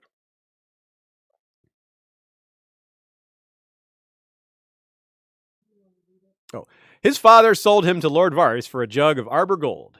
He had other sons, but had never tasted arbor gold. Varys gave the pisswater boy to my lady mother and carried me away. So check out that episode for a detailed explanation of that and of arbor gold in general. But this is the first time anyone's ever talked to young Griff like this. It's what, at least that's what Tyrion thinks at the time. So when John Connington tells him that Daenerys is going to accept you, he believes that because, well, why wouldn't he? He's been told that he's so great, that everyone loves him, that he's destined to be this prince, to be this new king. Now Tyrion comes along, tells him harsh truths like, look, Westerosi girls are going to laugh at your blue hair. Dany is going to look at you like a beggar. All these other harsh truths that in his mind, Tyrion's mind, they should have told him these things already, but he's realizing the more time he spends with this kid that no, they didn't teach him that either. Again, his education, the more we delve into the type of education we've had, it's been very academic and not very social. He hasn't been parented. He hasn't had a mother and a father teaching him how to be a person in the world, how to deal with his emotions. They've taught him facts. They've taught him figures. They've taught him things like that. So I think there's just a lot of ways to look at this and see the shortcomings of his education. And he's not dumb, though. We pointed out young Griff is fairly intelligent. And that's part of why it stings, hearing these things, because on some level, he's smart enough to realize they're true. He's smart enough to realize that he's been sheltered. And that pricks his pride as much as anything Tyrion says, because that implication is there. It's always there hanging over his head. That he hasn't actually ever fought a person in earnest with a sword. He hasn't won a battle. He hasn't done any of these things. Let's jump ahead. In this continued discussion of experience versus education, comparing Dany to Aegon, well, let's take a look directly at that grand speech to Kevin and make a comparison. Here we go. Aegon had been shaped for rule since before he could walk. He has been trained in arms, as befits a knight to be. But that was not the end of his education. He reads and writes. He speaks several tongues. He has studied history and law and poetry. A septa has instructed him in the mysteries of the faith since he was old enough to understand them. He has lived with fisher folk, worked with his hands, swum in rivers, and mended nets and learned to wash his own clothes at need. He can fish and cook and bind up a wound. He knows what it is like to be hungry, to be hunted, to be afraid. Tommen has been taught that kingship is his right. Aegon knows that kingship is his duty, that a king must put his people first and live and rule for them. So that's all good. I mean, if every king had that sort of education, Westeros would be better off, probably. But maybe not a lot better off. Look at Robb Stark. Robb Stark didn't last very long as king, but he had a better idea what he was doing because he was raised next to a lord. Ned took him everywhere and showed him what he was doing. He got first-hand education of ruling.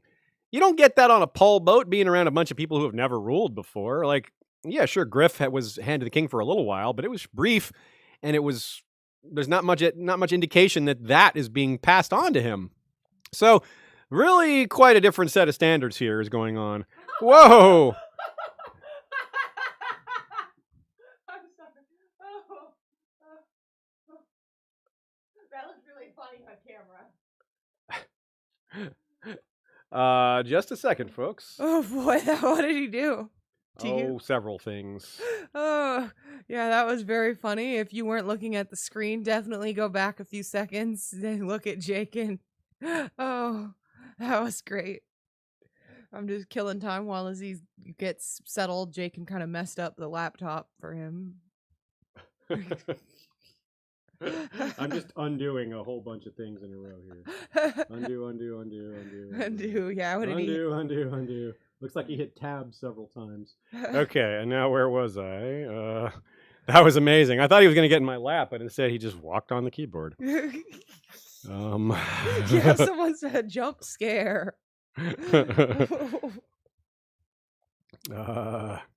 Okay.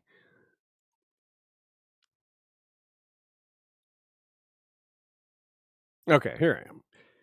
So yes, the thing about Robb Stark, he was well educated firsthand by seeing rulership decisions. He didn't go to war before going to war. He didn't have that practice, but he was shadowing Ned, raised to be a ruler his whole life. That's huge. Aegon hasn't had that. So not only has he not had this emotional education, this like real world experience, but he's been taught to put his people first, but he hasn't been taught how. So compare that though. That's, like I said, it's a pretty good resume. This line from Varys to Kevin, it hits pretty hard when you read it at the end of the book. But compare it to what Tyrion says. This is just so far beyond what we just read. I know that she spent her childhood in exile, impoverished, living on dreams and schemes. Sorry, Jake, he was trying to jump again. I'm so sorry. Whew. I know that she spent her childhood in exile, impoverished, living on dreams and schemes, running from one city to the next, always fearful, never safe, friendless but for a brother who was, by all accounts, half mad. A brother who sold her maidenhood to the Dothraki for promise of an army. I know that somewhere, out upon the grass, her dragons hatched, and so did she. I know she is proud. How not? What else was left her but pride? I know she is strong. How not? The Dothraki despise weakness. If Daenerys had been weak, she would have perished with Viserys. I know she is fierce. Astapor, Yunkai, and Meereen are proof enough of that. She has crossed the grasslands in the Red Waste, survived assassins and conspiracies and fell sorceries, grieved for a brother and a husband and a son, trod the cities of the slavers to dust beneath her dainty sandaled feet. You really were making me laugh. Sandaled feet. A little thing there. I was like, what is he doing? You look like a monkey at first. Okay. So that's a fantastic take. I mean, he's completely right. It's the best rundown of her experience any character has ever uttered about her, and he's never met her. And when laid out the way he does, well, that is a fantastic, overpowering resume. I mean, young Griff, again, he's smart enough to realize how small he is next to that. He hasn't done anything like that. He hasn't done one of those things. And it bothers him a lot. Again, that's his pride. He's like, this girl with a weaker claim than me, who's younger than me, has done so much more than me. And she's so much more powerful than me. So, yeah. Again, I think this is part of what motivates his boldness later, because he's got to measure up to that. If he wants her to marry him, he's got to measure up. He doesn't want to end up like, Quentin. Rolling Knight from our Flick channel makes a great catch here, pointing out that Tyrion is being Quaith. Their plan was Aegon is going to go east to win Dany. But Tyrion says, no, to win Dany, you must go west. To go east, you must go west. That's awesome. Yeah, Tyrion becomes Quaith without the mask. Another good question Tyrion raises is, how are you so sure Dany's going to marry him? That's why I think he's trying so hard later, because he realizes what Tyrion's saying is true, that why would he marry her? Or why would she marry him? But she might. We have no idea how Dany will react to him. I think we're all really curious, actually, to know, especially because we don't know the circumstances under which she'll find out. That a lot hinges on how she gets the news and what accompanies it and who's delivering the news and what she learns afterwards. So it's a pretty big deal, but it's hard to predict at this point. So we'll leave that for now. So the first part of this chapter is big on Aegon, the black dragon, possibly the false dragon. The second half is big on Daenerys, the red dragon, the true dragon, the non-mirror image dragon. He goes into town with Haldon to cruise the rumor mill, and everything is about her. All the talk is about her. That would make Aegon even more prideful and out of sorts, what have you, whatever word you choose, hearing that everyone's talking about his younger aunt who's doing so well. We get the line, the Triarch's grotesquerie is in need of a Cyvasse playing dwarf. And, well, that is what he's going to be later. A little mini foreshadowing there, except it won't be a Triarch that he's in the grotesquerie of. It'll be the Yellow Whale's grotesquerie. Let's look at some of these rumors. This is a familiar way to respond to rumors. This is a familiar line that we heard from someone else not too long ago. This time it's Haldon. They say, said Haldon. By they, you mean the slavers, the exiles she drove from Astapor and Meereen. Mere calumnies.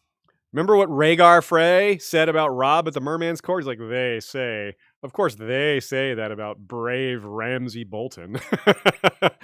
In this case, the lies are a little closer to the truth. I mean, Robb turned into a wolf to kill Wendell Manderly. You can maybe say Robb kind of turned into a wolf, but he didn't really turn into a wolf, and he definitely didn't kill Wendell Manderly. But some of the lies about Daenerys have a seed of truth to them. For example, those who speak against her are impaled on spikes to die lingering deaths. It wasn't because they spoke against her, but she did have people impaled on spikes to die lingering deaths. That really did happen. But that's a pro-slaver version of what happened, because she killed them because they killed 163 slave children and mounted them on pikes or whatever. So, that part of the story gets left out when it's told this way.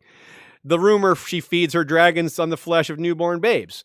She doesn't do that intentionally, but Hosea was killed by a dragon, that little girl. So, but also remember, Dany tried to keep that story hidden. Clearly it got out, though. Clearly lots of people are talking about it if this dude in Selhorys is just dropping it like a random rumor. So that story's clearly out there. Then we get more comparisons when the Green Grey says the Shave Pate wants to feed the hostages to her dragons, which might be true. Not that Dany would allow that, but that rumor passing through a lot of different lips and ears could turn into Dany being culpable instead of it being all just what Skaha the Shave Pate wants. So all these rumors are twisted in the same way, though. They're all like the state message, the state being the slavers. It's the distorted version of their message. They're against Daenerys, so all these rumors about Daenerys are going to omit the bad slaver stuff and just point everything at her. Balanced against that is Haldon being smart enough to know this as well. He realizes that, I understand these are calumnies because, of course, they're angry with Daenerys. But Kevo says, that doesn't matter. Yeah, it's true. The slavers are going to lie. But ultimately, the bottom line here is that she's breaking the slave trade. There's a lot of powerful people that don't want that. And that's the bottom line. Yeah, they're lying about it, but we all know why. We all know that this is their big source of wealth, and they're not going to let that go easily.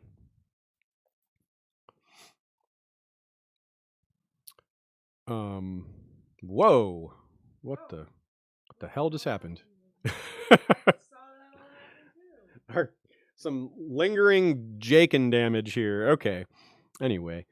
So let's move on to another huge part of this chapter. Again, this is a beefy chapter talking about the mystical side of Daenerys. We talked about the politics and her military situation, but we get a deep dive, or at least a semi-deep dive into the R'hllor side of things and how she's viewed by the slaves here. And this is really big. Quote. Haldon nodded. Benero has sent forth the word from Volantis. Her coming is the fulfillment of an ancient prophecy.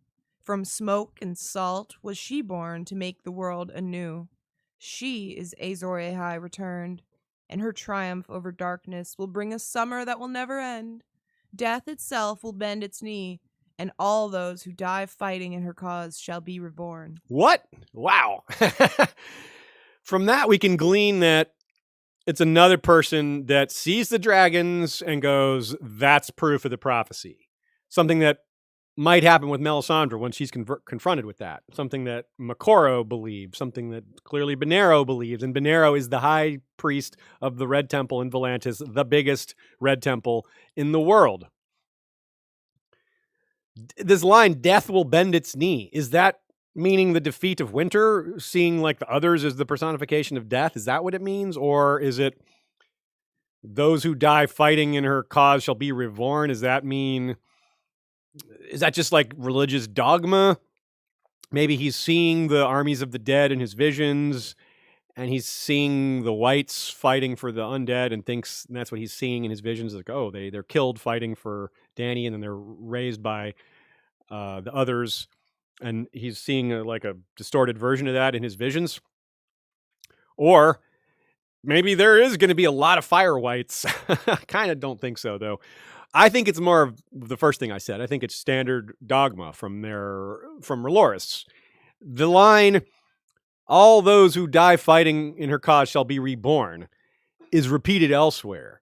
Selhorys says that about the free folk. He's like, yeah, let them die. Better that they should die and be reborn in the light. Victarion says the exact same line when he burns those slave girls on the ship after being taught about R'hllor by Moat. So I think this is just standard Selhorys dogma, saying that people who die are reborn in the light. So that isn't mystical. I think that's just part of their spiel.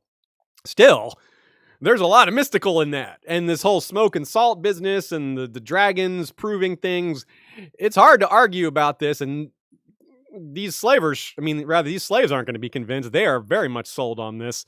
So it's really big deal. It's threatening even the non-mystical parts.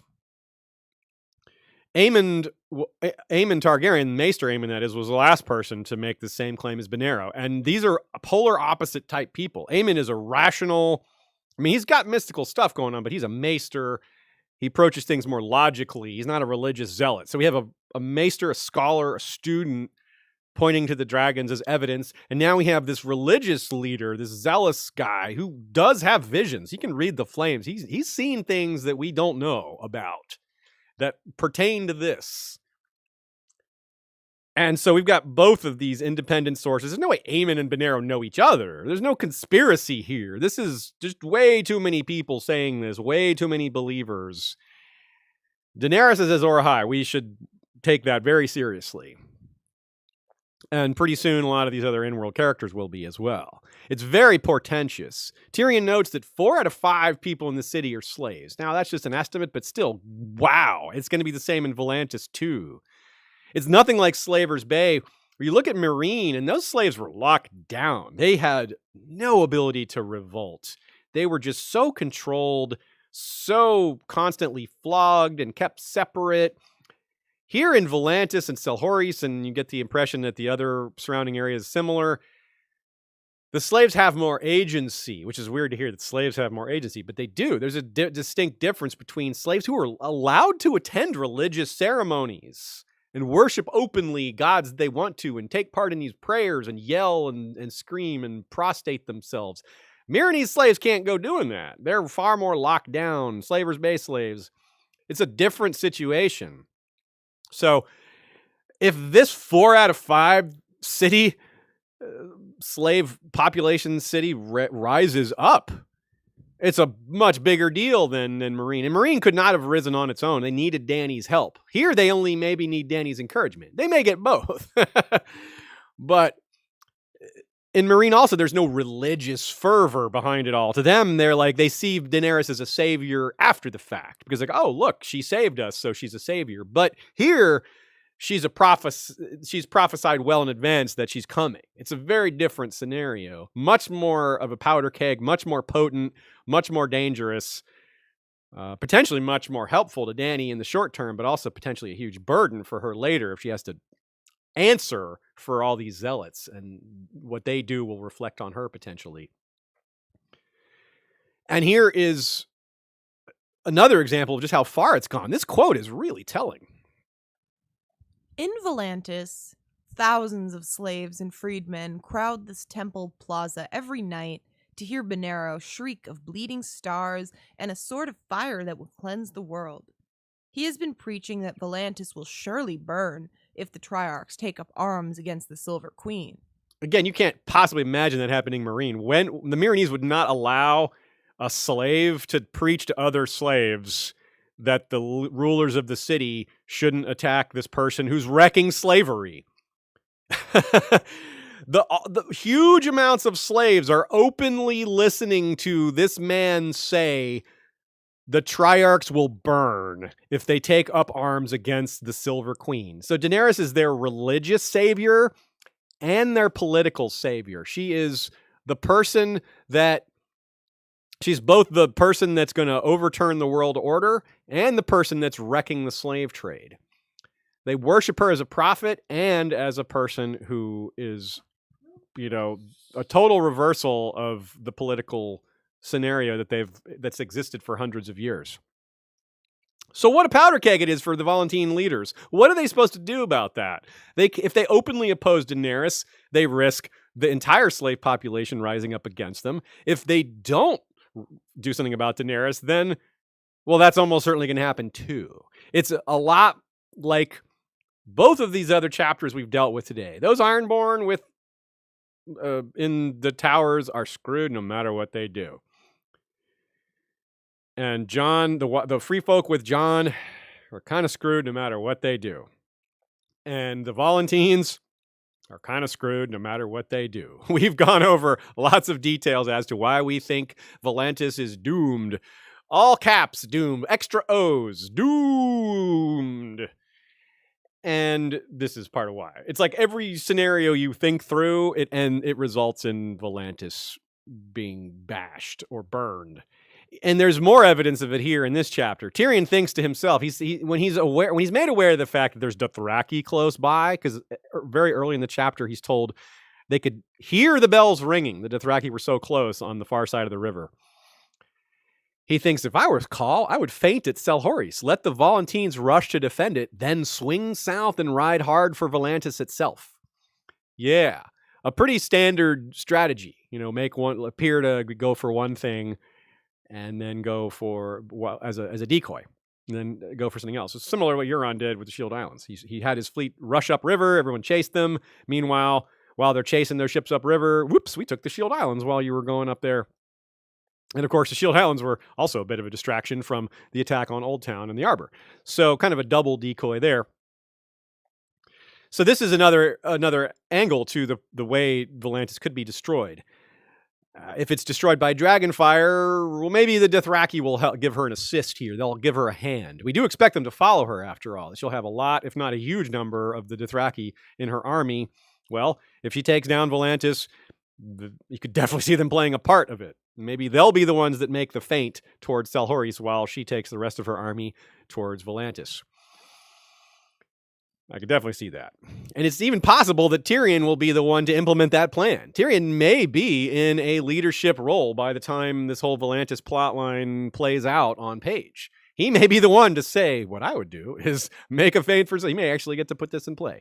And it's a very interesting how this is framed, because it's like a theoretical series of moves, which is very well demonstrated by a board game with military-style pieces on it. The Cyvasse has crossbows and dragons and elephants and heavy cavalry and all these same elements that we're discussing in the real world of the story. The real world of the story, yeah. Earlier in the chapter, we pointed out the focus shift from Aegon to Dany, and it's also a shift for Tyrion. He goes from his zenith, meaning some of his best takes, his read on Daenerys is amazing. His manipulation of Aegon, it's not necessarily good, but it's impressive. His sifting through rumor, though, on Daenerys is just amazing. That, to me, is the one that really stands out. Still, he goes from saying amazing insight, great takes, to being awful, which is part of why this chapter is just so beefy. There's so much going on here. His separation from the group is certainly more of a whimper than a bang. I can't help but notice that these amazing insights come, after he's been alcohol free for quite a while. And as soon as he has a drink while he's playing Cyvasse with Cavo, they have dinner and he drinks a little and he's like, oh, that's pretty good. And we get a really subtle hint. This is masterful by George. When the food arrives, Tyrion grabs a chunk of the meat. It's so hot, he burns himself and he burns his mouth. But it's so good. He thinks it's so tasty. He does it again. He burns his hand again because it's so good. That is very telling. Like, his self-control is waning, and it shows where some of his weaknesses are. And it is terrible. The scene in the brothel is awful. There's just really not much good about it. The only slightly good things are that he starts to realize that it's a mistake. He realizes it's awful. He realizes it's not going to help. He realizes it doesn't make him feel good. That raping a slave is not... Why would that make him feel good? Like, he wanted gratification but got guilt. I mean, and I hope you recognize it as rape. It's very, very simply rape. And this is not a context thing. It's not, oh, in this timeline, it's not. They wouldn't consider it rape. That's a modern definition. No. Modern definitions are where there's actually a broader definition of rape. Modern definitions are actually slightly more confusing. This is as basic as it gets. Rape is always, in any time, in any setting, in any era, sex with someone who doesn't want to have sex. And that is 100% what this is, and it's enforced with violence. She has whip marks on her back. She clearly didn't want to be there. It's that basic. She doesn't want to be there, so it's rape. If she doesn't perform, she doesn't do what she's told, Tyrion won't be the one to beat her up, but someone will. So it is violently enforced. And you might not notice the difference because Tyrion goes to brothels all the time. But there's a huge difference because a brothel in King's Landing has free sex workers. Not free like they don't cost anything. I mean that they are independent. They're not forced to be there. Maybe a little bit of society forces them to be there, but they're not literally imprisoned and forced to work. They can quit and go work somewhere else if they want. So Tyrion knows that deep down inside, that only social convention, only a series of lies that are easy to see through prevents this from being openly called rape. But it clearly is in its most basic level. So it's one of the most awful moments in the series, not because we haven't seen worse, but because we rarely see anything this bad from a character that we're supposed to root for. Theon's done way worse. Euron, Victarion, like if you just want to do POV characters, Theon, pretty much all the Ironborn characters except Asha maybe have done way worse. Even Asha's done pretty bad things. But we're not necessarily imbued from the beginning with a sense of this character, someone we're going to root for. Certainly not Aeron, certainly not Victarion, maybe Asha, but she's only had a couple of chapters. We're not nearly as deep in her psyche, her personality. Tyrion has been on screen as much as anyone, if not more so. Is George's favorite character, etc. So there's just all this self-destruction, this raping, all this stuff is just, he just don't want to see it. But, you know, George doesn't pull punches with his characterizations. He wants us to see Tyrion's self-destructiveness, and to be self-destructive and to be awful. Well, you gotta be awful. Don't just mince that. Show us the real awful, and that's what this is. And it gets even worse when you think about how similar it is to Tysha. Tysha was forced into that moment of gang rape in the barracks through, again, threat of violence to a person who isn't actually a willing sex worker. It's not much different. And then we get Jorah Mormont to add on to it all, sitting there with a girl that looks like Dany, and that's the implication there is obvious. And can I just say that's one of the creepiest things in the whole series to me, honestly. Yeah, I it's mean, like you saw me just really go minor, but just the idea that this whole time Jorah has just been lusting after Dany, and then he finds a girl and he's just picturing her. The idea that Dany has no control over what he's fantasizing about. It's creepy as hell. Yeah, this is why people don't. This is one of the biggest reasons why people don't like Jorah. Some people just think of Jorah as so-so. He's just a character. But this is as Ashea says, an extreme moment of, this guy's maybe even worse than we thought. And Tyrion showing up, that's what it means to him too. He's like, oh wow, this is my chance to get back in with Daenerys because this is the reward I can bring her. Of course, Daenerys is confused. I mean, Tyrion's confused because he thinks that he's taking him to Cersei, which is a segue to talk about Cersei for a minute. His take on Cersei is really good too. He goes through the spiel about Cersei sees when someone talks back, she sees that as treason. It's a really good take. It's not quite as strong as the take on Dany, in part because he doesn't know Dany, so it's a lot more insightful and impressive. He has lived with Cersei his whole life, so of course he knows her very well. But he's very accurate. I agree with what he says, and it shows exactly what Varys and Illyria were looking for in him. Like, oh, these kind of reads on people, this kind of ability to break down someone's personality and predict what they're going to do, that's his value, and he's really good at that. The problem is that he's got other ideas in mind. He's not just going to do what they want. But it really also backs up so much we said about Cersei. How many times did we compare Cersei to Aerys? How many times did we like a lot? How many times did we compare Cersei to King Maegor? Several times as well. We compared Cersei to a lot of different Targaryen kings, and flat out Tyrion says Cersei is as gentle as King Maegor, as selfless as Aegon the Unworthy, as wise as Mad Aerys. Yep. I almost wish I had cited that quote back when we were really diving deep on Cersei's chapters in A Feast for Crows. But hey, I'm sure there'll be more chances. We've got more Cersei chapters to come. And more of Cersei acting like Aerys is entirely possible, or other Targaryens, while also acting like herself.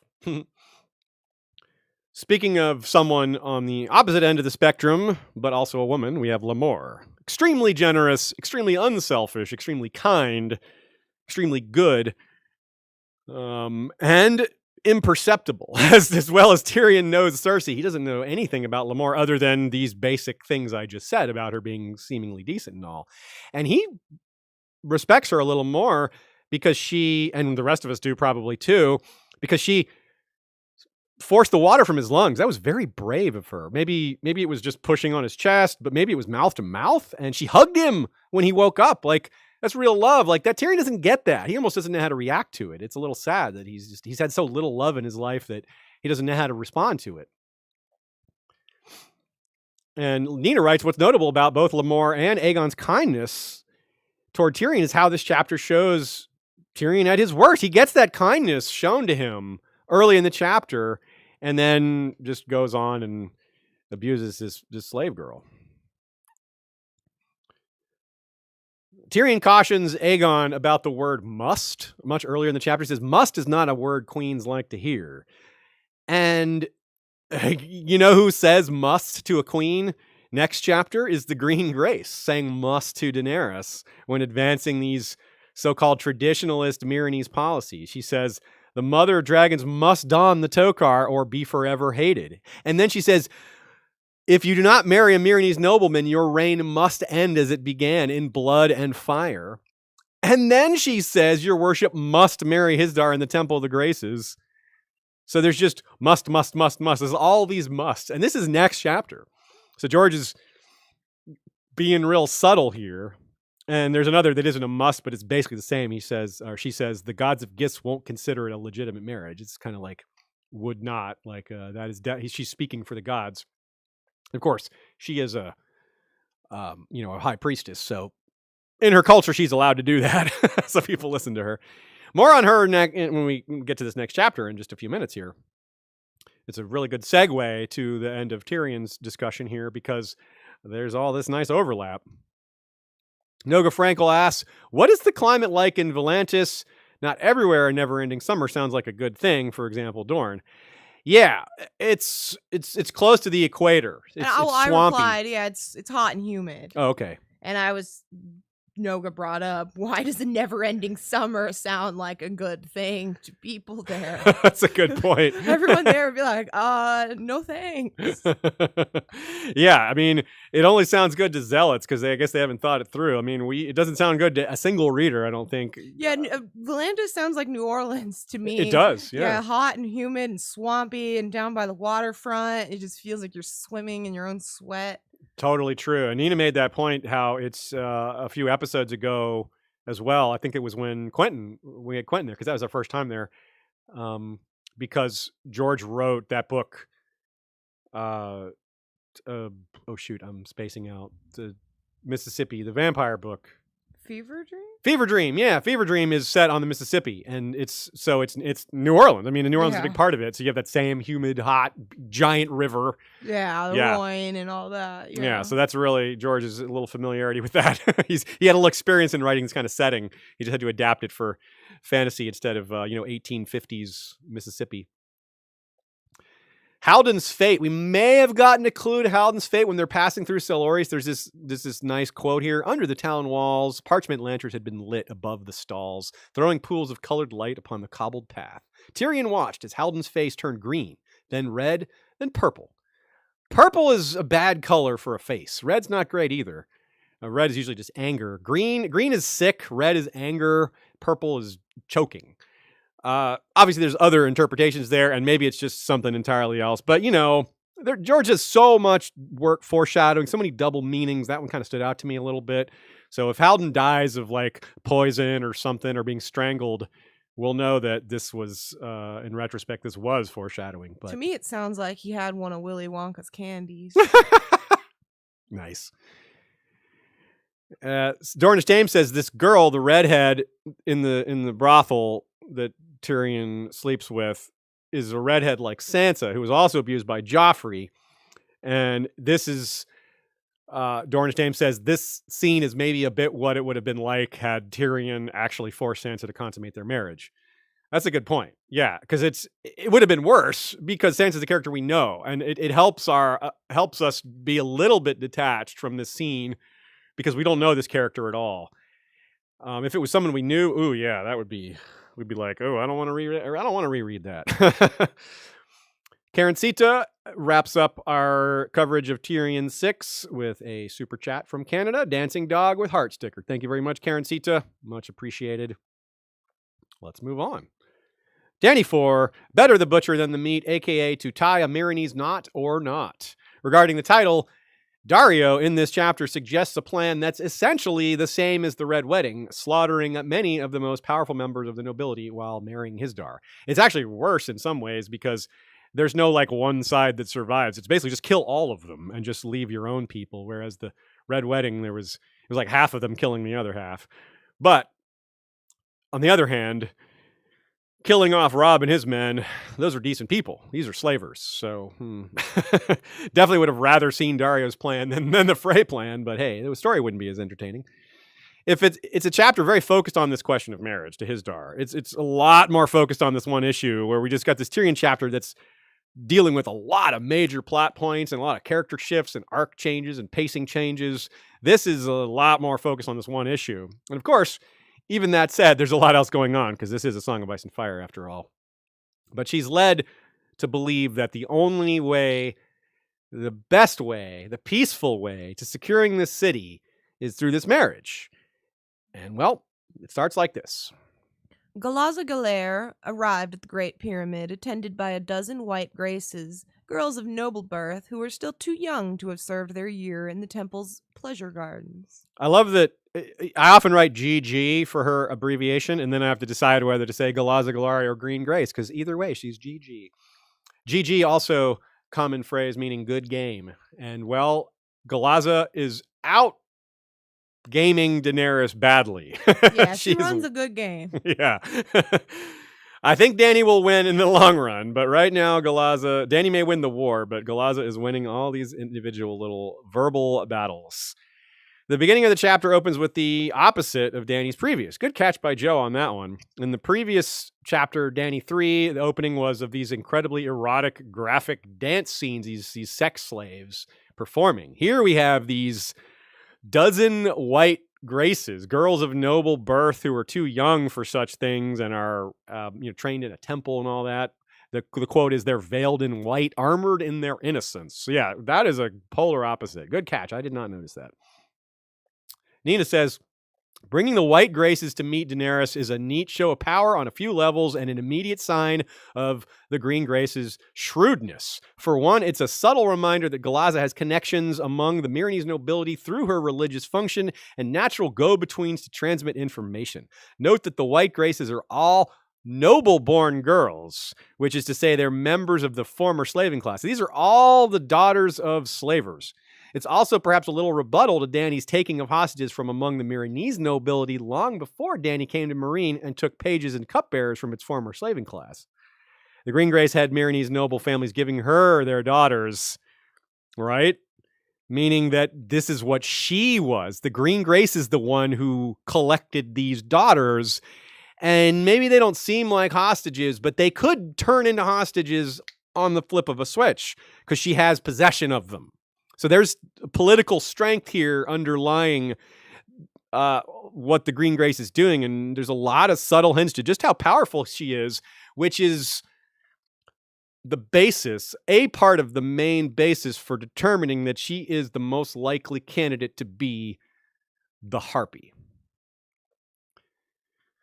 Galaz is quick to point out that Dany has not reacted to the killings of more of her men by harming the hostages. This is something that Tyrion could have helped her with. Something that Jaime learned, something that Jaime imparted to Ryman Frey. Don't make a threat you're not willing to carry out. Dany should have known right away that she wasn't going to kill children. Dany, come on, you're Dany. You don't do that. Of course, that's not going to work. So it just ended up making the situation worse for her because she took these kids on. She immediately just starts liking them, which is it. That's it right there. There's no way she's ever going to kill them at that point, if there ever was, which there probably wasn't. So all of a sudden, she's sitting there with showing everybody that she's not willing to follow through, which gives them more leeway to push her even farther, to try to push the envelope, to try to kill more people, because they know she's not going to fight back, or at least not fight back by killing hostages.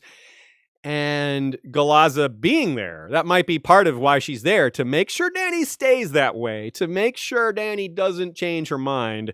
And one of the reasons she might change her mind is either losing her temper or being pushed too far, or Skahaz. Skahaz would absolutely kill the children. We talked about this last chapter. The rumors are already flowing well outside of Slaver's Bay that Daenerys feeds children to her dragons.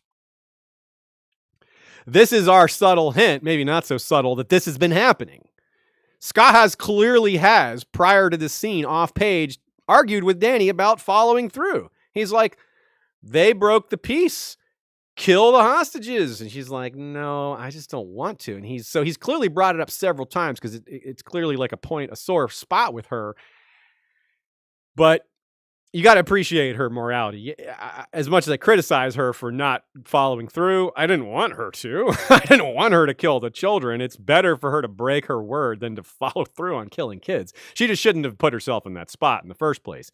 It's like a bad Cyvasse move, basically. This is a move she shouldn't have made in the first place. She kind of trapped herself. Even a good portion of the surrounding details in this chapter are geared towards showing how few options she has. Not just moves she can make, but how few allies she has, because everyone is opposed to her with very few exceptions. One example comes here early in the chapter. She reaches out to the city of Tolos. They insulted her in response. She reaches out to the city of Mantares, and they do worse by sending the heads of her envoys back. We know what a huge breach of diplomacy it is to kill envoys. At least they pickled their heads, but still. If those cities are a little more than names to you, Talos, Mantares, I'll do a quick run through the region since it's relevant to discussion about alliances. Meereen sits at the northern point of Slaver's Bay. Of course, this is all going to make more sense if you look at a map, but this might clear it up for you. Still, I recommend looking at a map, especially a Klarfeld map. This one here would do the trick. Yeah, take a moment and search the known world Claridox map. Yes. Pull that up. So, if you're looking at where Meereen is sitting at the northern point of Slaver's Bay, all northerly directions lead quickly to the Dothraki Sea. Northeast, northwest, straight north. It's all Dothraki Sea, basically.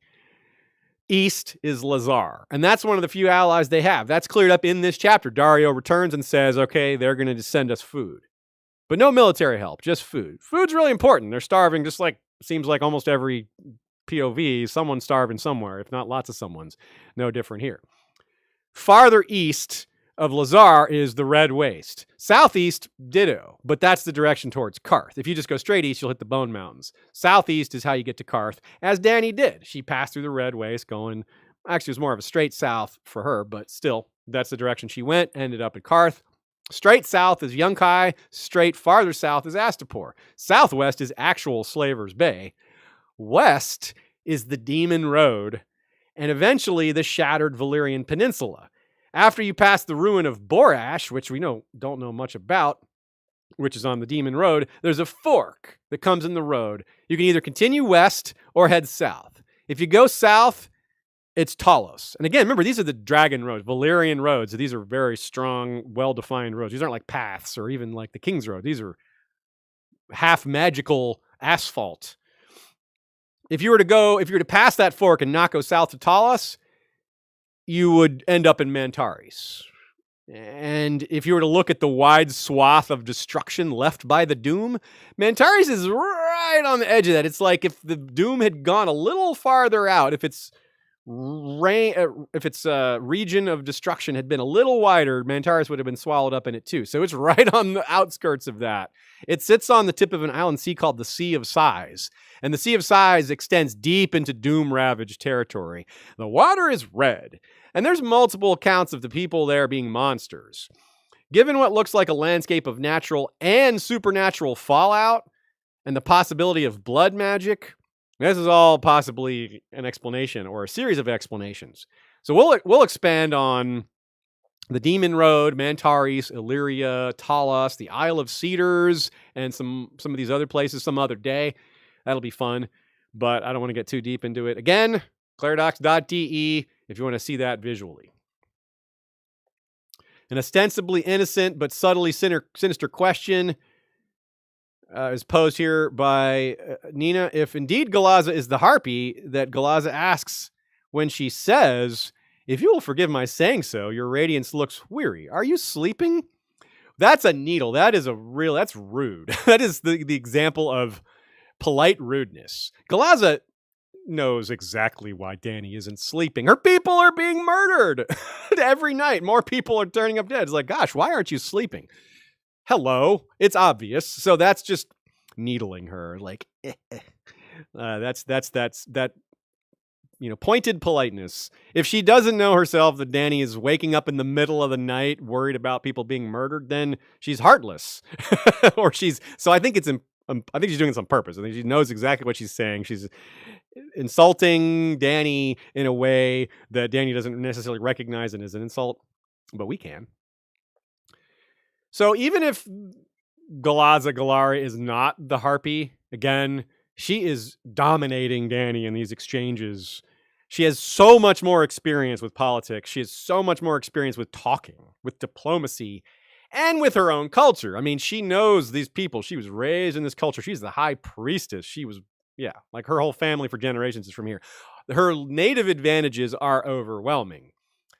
However, though Tyrion as an advisor could easily backfire for Dany in the long run, this is a spot where his insight would be valuable. He would catch a lot of this nuance that she's missing, and they might not even try if they realized she had a more savvy advisor on her side, someone who's maybe as capable of being as cruel as they are. It's great how close this chapter comes to these notions of how Aegon, meaning young Griff, might rule if given the chance. The things that are said about, it's interesting how we flipped some of the things being said about Aegon and imagined them with Dany. Now we're going to do the opposite. We're going to take things said about Dany and imagine them about Aegon. In this next quote as well, but don't forget how well it applies to Daenerys as well. So consider in this next quote how these same words will likely be said about her, as well as how this is something that Aegon has to face for himself. Can he put food in the bellies of my children and bring peace back to my streets? Can you? The Greengraced asked. A king is not a god, but there is still much that a strong man might do. When my people look at you, they see a conqueror from across the seas come to murder us and make slaves of our children. A king could change that. A highborn king of pure Giscari blood could reconcile the city to your rule. Elsewise, I fear your reign must end as it began, in blood and fire. Yeah, I mean, a lot of people are going to look at Daenerys and say, look at her as a conqueror from across the seas, come to murder us and make slaves of our children. A king could change that if she marries Aegon, who is set to be very popular. That could reconcile Westeros to her rule. I don't actually think that's going to happen, but you can see the same argument being made to her, the same considerations, the same political scenario. Again, it's not our perspective. We know Dany's not like that. The in-world perspective, though, is being very well set up for her to be viewed that way. We just saw it in Tyrion's chapters. All these crazy rumors flying about her that have very little basis in truth. Only a tiny little seed of truth is buried in there. And it's only going to get worse. The rumors are going to spread farther, and the farther rumors spread, the more fantastical, the farther from the truth they get. Because each time they get retold, they get embellished a little more, and that really adds up over time. I mean, Tyrion calls her a rescuer, right? He recognizes that about her. But that's an intelligent, perceptive take that most people aren't going to get. They're going to listen to the rumors. They're only going to get a part of the rumors. And they're just going to believe that. Or believe, oh, maybe that's a little exaggerated. Maybe she doesn't kill all the children. Maybe she only killed a few. That's the way they're going to distill those rumors. They're not going to completely flip it and believe it's someone else doing it.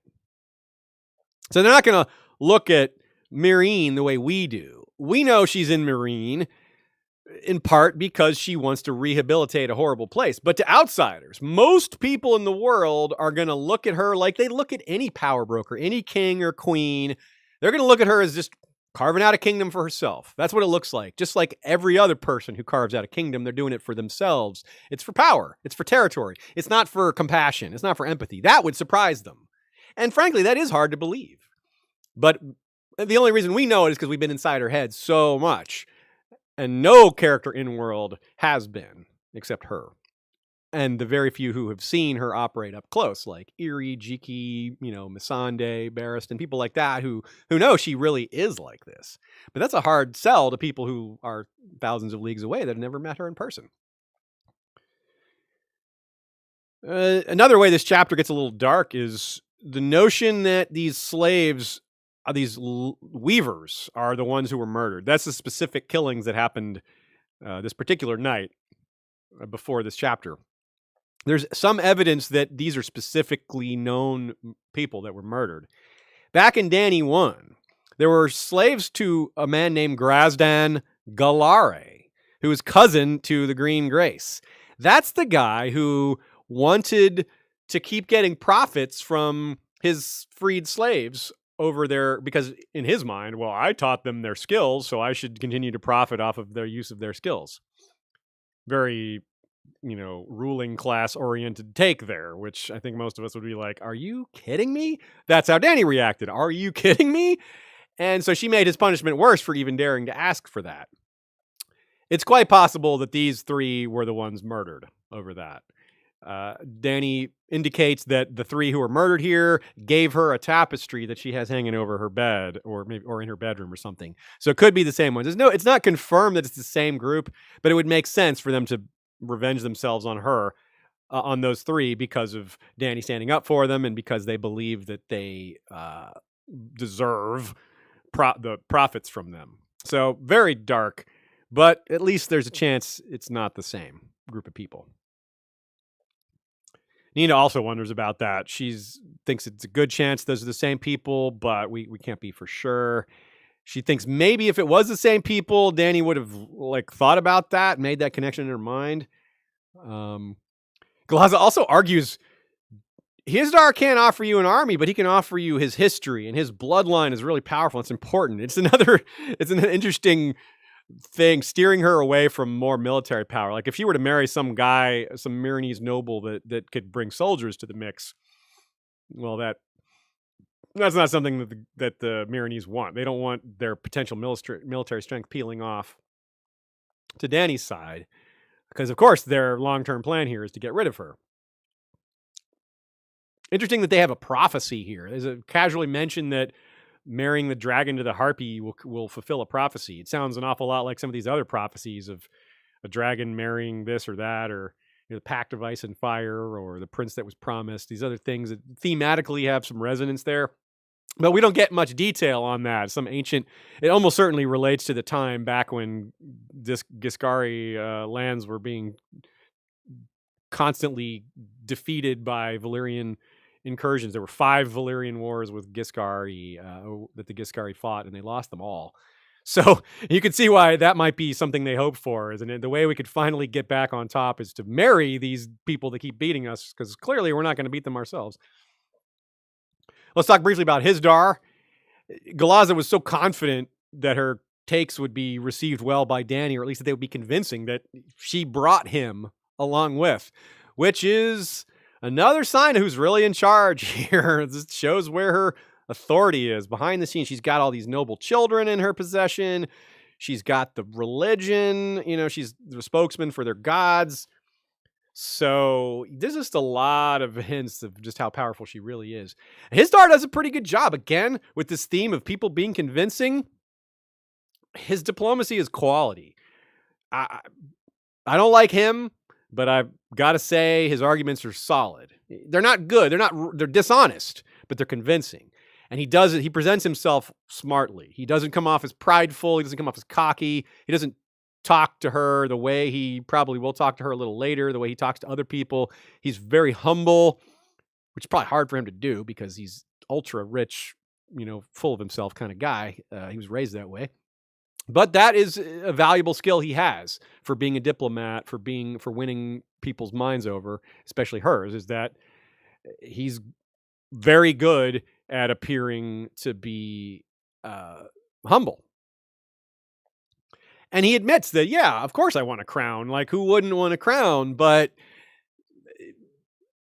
that doesn't mean I'm some ambitious, murderous fellow. Of course, like, who wouldn't want a crown? He phrases it well. It's a good answer. But the best answer is, Meereen can't handle another war.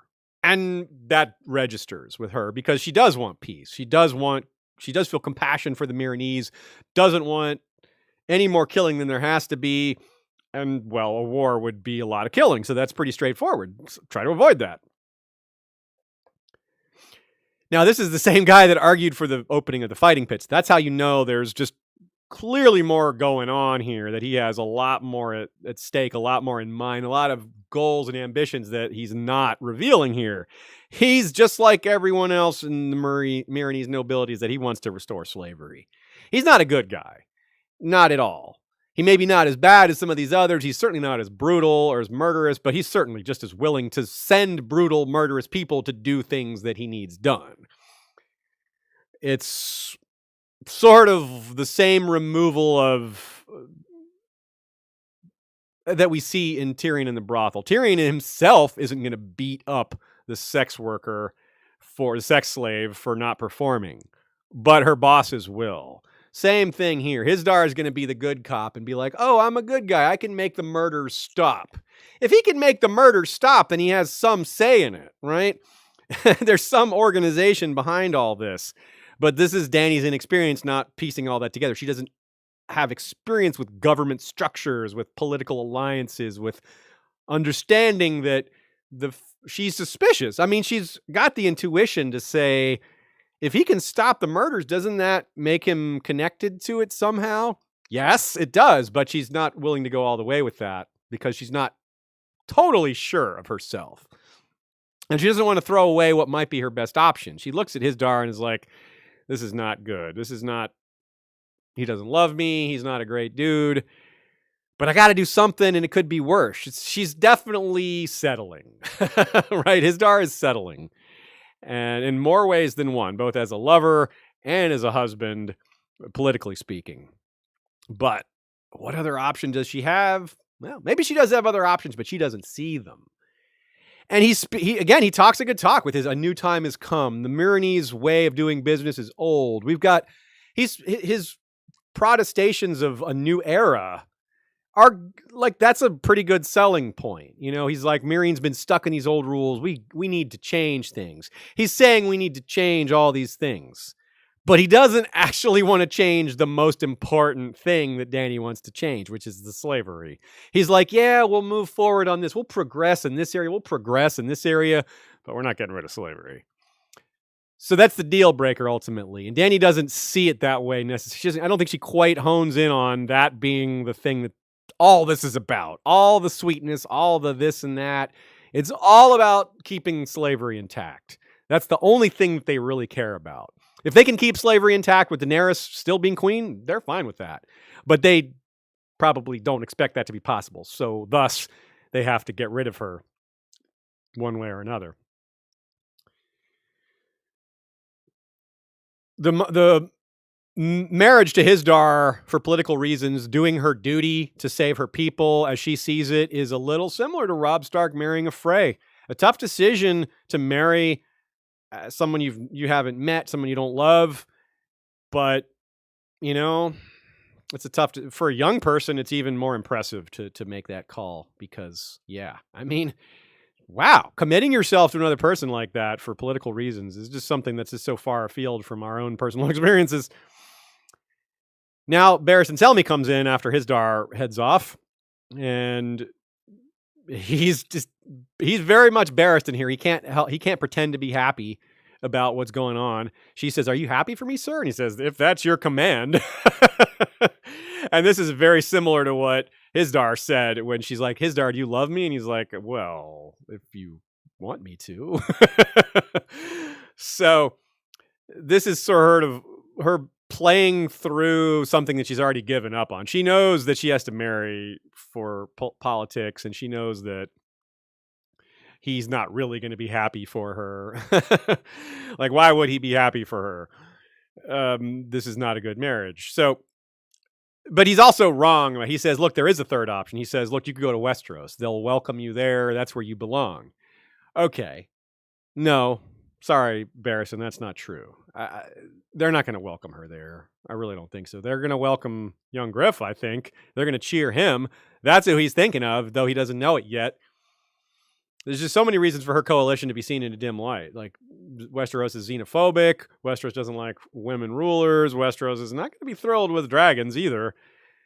And Dothraki, all these other things, they're just going to look down on her for that, for bringing slaves over, even though she freed them. They just don't like that. It's unfortunate, but that is where a lot of us think things are going. So Barristan it's his own version of wishful thinking. It's almost similar to what Griff and young Griff expect from Westeros. Like, oh, they'll rise for their king. Well, they will, but there's other things that they're not factoring in, and Barristan's making that same mistake here. And of course, Barristan is also forgetting or ignoring what a lurch Meereen will be left in if she leaves without settling things. Also, the Targaryen marriages that Barristan brings up. This is pretty important. I got a few notes from Nina on this. Well done here. A few historical notes from Rhaegar and Elia and Aerys and Rhaella. Both of these marriages were means to prophetic ends for Jaehaerys II, who was the one visited by the ghost of Highheart, meaning Jenny of Oldstone's friend, who she called a woods witch who thought she was a child of the forest. Now, you can see echoes of them taking some risks back then. Jaehaerys ordered his children, Aerys and Rhaella, to marry because he was concerned about the prince that was promised. Now, there was no compelling political reason to have his kids marry so young. Normally, you don't, even in this timeline, you don't have kids get married so young because even they have some awareness of teenage pregnancies being dangerous. Usually you wait when you can. These 13-year-old marriages that result in children are often either because these Targaryens are so close to each other early on to begin with, they're expected to marry right away, or they're not done this early. You wait till they're older so that there's not as much risk. So when they happen young like this, there's some compelling reason. It's usually dynastic or political, but here it's supernatural. Here, Aerys and Rhaella's marriage was about the prince that was promised, this prophecy being told to their father. And this is passed on down to the later generations. Aerys' son, Rhaegar, born at Summerhall. Yeah, that's passing it on. And now Daenerys is sort of the inheritor of that situation, for lack of a better word.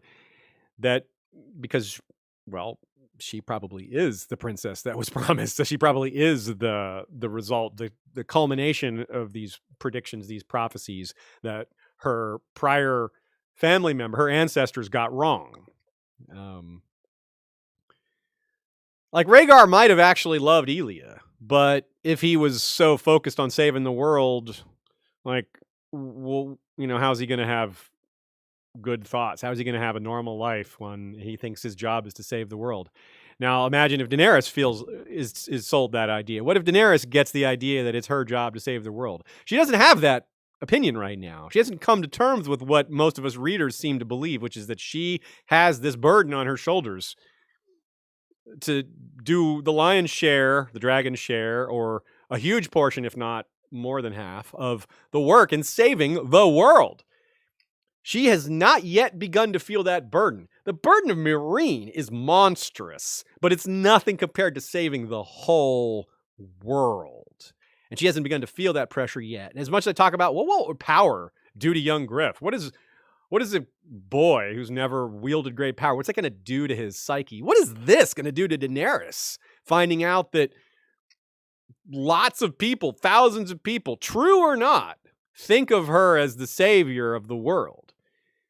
Because perception is reality for these people. Whether or not it's true that she's the prophesied savior of the world, she's going to be hearing it from thousands and thousands of voices who believe it to be true. And that's got a lot of meaning, whether it's actually true. So this kind of burden placed on her that's coming is something that we have to be very aware of, something monstrous that she hasn't begun to perceive yet. It's a top reason I think Daenerys' personality could change a lot. The kind of things that we're looking for that might shift her towards a darker arc, towards being less compassionate, towards her being more destructive, might be in part related to this unbelievably huge burden that could be put on her. All throughout this episode, we talked about how many people are convincing, how many people that convinced her successfully. Dany, not just Dany, but all these other characters in these other chapters. Again, convincing has been a theme today. One of the few examples where the convincing didn't work was with Daario, with this whole red wedding of Meereen thing. Joe points out the great reintroduction we get to him. They meet on the terrace under the moon and stars with that swaggering, that great description of how Daario seems to swagger even when he's standing still. It's a really clever way to show Dany's attraction to him. Like, she's really into everything about this guy, even while she recognizes how bad it is for how there's so many negative things about him, how he's dark and brutal and murderous, even though he's super flattering and clearly her ally and dependable in some ways and definitely better to have on her side than be an enemy, all these other things. And just constantly she's battling herself, like her attraction to him is peaking big time. And he knows it. He senses it in her. He sees it in her body language. Also, he's just really cocky. He's probably the kind of guy that thinks all women want him anyway. So he's already right there. And he tells what's going on. He tells his story about going to the Lazarene and setting that all up. And then we hear about this story of recruiting some of the Long Lances. And that takes us back to, well, it doesn't take us back to, it actually takes us forward. This chapter we're going to read next week, The Windblown, is when the Dornishmen are told by the Tattered Prince to switch sides, which is what they were planning on doing anyway. So it's obviously pretty funny that they get ordered to do the sneaky thing they were planning on doing without orders. And this is what we're seeing here. Daario recruited some of the Long Lances. The Long Lances are the company that Quentyn and Garrus and Ironwood, Archibald went over to. So that's pretty funny. That is what we're seeing. Again, George gives us the result before he gives us the setup, similar to giving us the answer before he gives us the question. Also, it's a little bit of setup, as Joe points out, for Daario, kind of missing. Like, he doesn't catch this. He's like, oh yeah, I analyzed them. I talked to them. I could get a sense of who they really were. Whoops. Wrong. And Dany also steers as another way of steering the conversation away from her attraction to him. She talks about the war and how they can deal with being surrounded by so many foes. And this is when we get to the Red Wedding suggestion. Daario's like, look, bring them all together, give them a false pretense, then kill them. And she's like, wow, that's brutal, man. We can't do that. Well, this is part of what the evidence for her to see what he's really like, the kind of man he really is. But I kind of don't hate the advice. I mean, I think she's going to end up killing all these people anyway. I think that she maybe is being too nice to some of these guys. They're slavers. I don't think they can be rehabilitated. Daario maybe isn't the best man to give this message, but I really don't know that there's a way around this. I really don't think there's a way other than just decapitating a lot of these slaver families permanently. Because I think as soon as she's gone, they're going to try to restart it all. I don't know that there's any way other than through blood to get this dealt with. So, and I'm not a guy who suggests violence lightly in the real world or in fiction. I mean, this is fiction, so it really doesn't mean anything that I suggest violence. But I think if it were a real situation, I don't know what would be done either. And as Nina writes very astutely, the issue with Daario isn't that he's wrong in pointing out her problems, but that he represents the opposite extreme to Hizdahr and Galaza. She doesn't want to become the bad guy. She doesn't want to kill bad guys in a way that makes her the bad guy. She still has to compromise. She still has to do things the right way, lest she fall down that slippery slope and simply resort to butchery in other situations in the future. It's too easy to kill when you get used to killing, right? So she has to restrain herself lest it become too easy, lest it become too simple, too common. Quick update on the dragons. We get a quick update there. It's not good. Drogon roaming around the Dothraki Sea every once in a while. We hear about that, but there's reports aren't very tangible. But the dragons contained down in the dark. They're just getting more and more. They're acting out more, breathing fire on the pit doors, breaking their chains, things like that. Great tension, kind of sad. Think of that scene on TV where there's a sad music playing as Dany locks her dragons up. Yep, her children are down there struggling. They hate it. They're locked up in chains. Like, yeah, she thinks it herself. What kind of mother locks her children up like that? Well, it's when your children are a threat to other children, I guess. What do you do? Okay, so let's wrap up today with a real quick rundown of a little bit more evidence of why Galaza Galari is the Green Grace. It is something that's pretty well accepted amongst the fandom. In our Facebook group, it was by far the popular choice. No one even really suggested other options. I think maybe 5 years ago, there was a lot more debate, but I think over time, the evidence is really solidified. The analysis keeps pointing in the same direction. So I'm going to read this take from Nina. She says, Galaza Galari is 100% the Harpy. To start, I think it's clear that the Sons of the Harpy is a very organized terrorist group. The violence of the Sons is not random. They are specifically targeting freedmen, shave pates, and at least initially unsullied until Dany, pulls them out of the city. The murders are carefully planned events operating on knowledge the Sons of the Harpy had to have gathered before the actual killing and are also both expansive and well coordinated.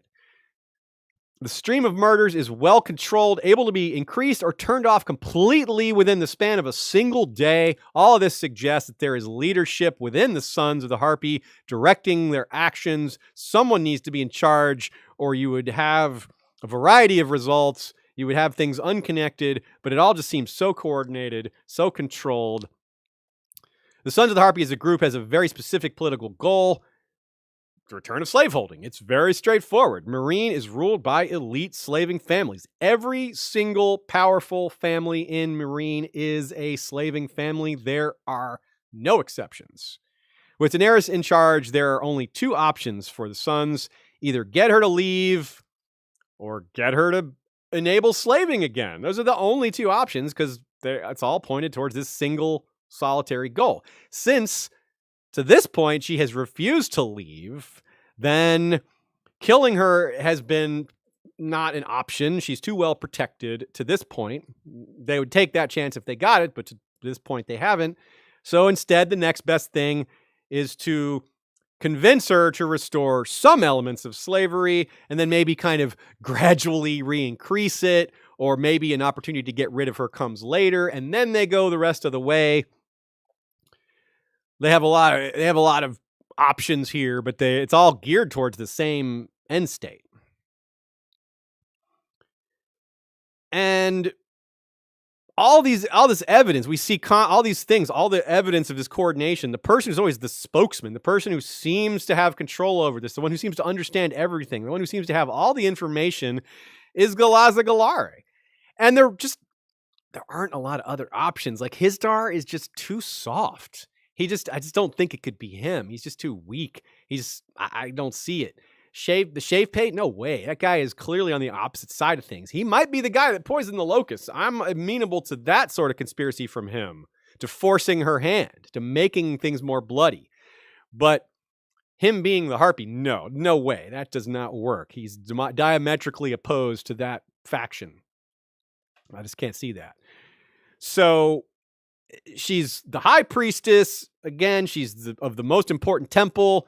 She's a female figure when the Harpy is also a woman. Harpies are always female. There's no male Harpies. So that's kind of symbolically on point. It isn't necessarily evidence. It just fits nicely. And, well, just put all that together. There isn't any one thing that says she's the Harpy. But lack of options, her displays of power, her insider information, her being the one to push Hisdar, her seemingly in control of Hisdar, like showing authority over him, and the fact that through Hisdar's marriage, the murders do stop. Like, all of a sudden, it all just sets the table really well to point at her. I wonder if Dany will notice. I wonder if she'll figure it out. I wonder if Tyrion will come along and pick up all these clues and be like, yo, it's clearly her. and he being as clever as he is, might come up with ways to prove it, to out her.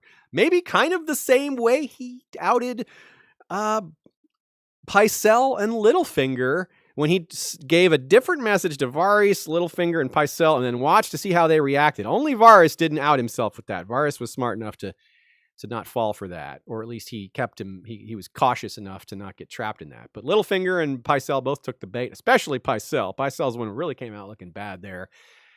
So that's the kind of thing that Tyrion could do. He could he could feed information to someone, false information to someone, and then see where it pops back up.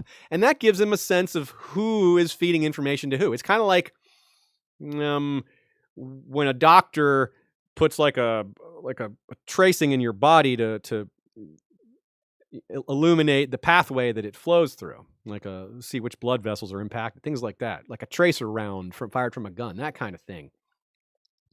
So definitely see the room for how Tyrion could use his awfulness to good use here, is his amazing cunning skill. Some of this is awful, some of it is just intelligence. But that's the thing with intelligence. Intelligence is neutral. A good person using their intelligence for good has great things happen. A bad person using their intelligence, well, you get Tyrion manipulating Aegon into a bad strategy. So, super chat from Josh Davis down under Australia. It's a sticker of a samurai dog with a #1 flag. Oh, that's a new one. A #1 samurai dog. He's the flag bearer for all samurai dogs. Apparently, it might be like Shogun dog. I don't know. I'm sorry. They're all the same to me. It's pretty cool. That's a new one for us. Thanks, Josh. Appreciate that. As a few of you have expressed, the hopelessness in Meereen is similar to the hopelessness in the North. There's just no way to save so many people from slavery without an awful lot of death and suffering. Ditto Winter and the others. There is no chance of defeating them before they can do, as yet, untold harm. Dornish Dame with our last comment of the day. I feel like in the Winds of Winter, Dany and Jon are going to clear out the people they've been forced to work with in A Dance with Dragons who have tried to go against their attempts to work with the free folk and end slavery. Jon's getting rid of Marsh and Company when he comes back, and Dany's going to get rid of a lot of the slavers who've been giving her bad advice and manipulating her into restoring slavery. Just as Marsh is trying to bring back the old ways that aren't working anymore. Yeah, that's a good parallel. I agree with that a lot. And we should always be wary on the lookout for parallels between Jon and Dany, because they are very similar characters on a crash course towards each other. So it is very well set up. I love to catch these parallels. There's so many of them. Part of why this is great as a group effort. Y'all are really good at picking these out, and I hope you like the ones that we picked out as well. Last week, we covered 154 minutes, 18 seconds. This week, almost the same. 1:53:21, 57 seconds different only. So that is 31.6% of the book. We're heading along, we're moving along quite swimmingly. So we are a little under a third of the way, which makes sense. 6 out of 19, 6 out of 18 would be a third of the way, but 6 doesn't divide into 19 so evenly. As usual, check out the video length, compare it to the podcast version if you're curious to see how much gets edited out. Usually it's about 15, 20 minutes, something like that, of me stumbling over my words or pausing or cats jumping on the keyboard, things like that. Those kind of things get removed.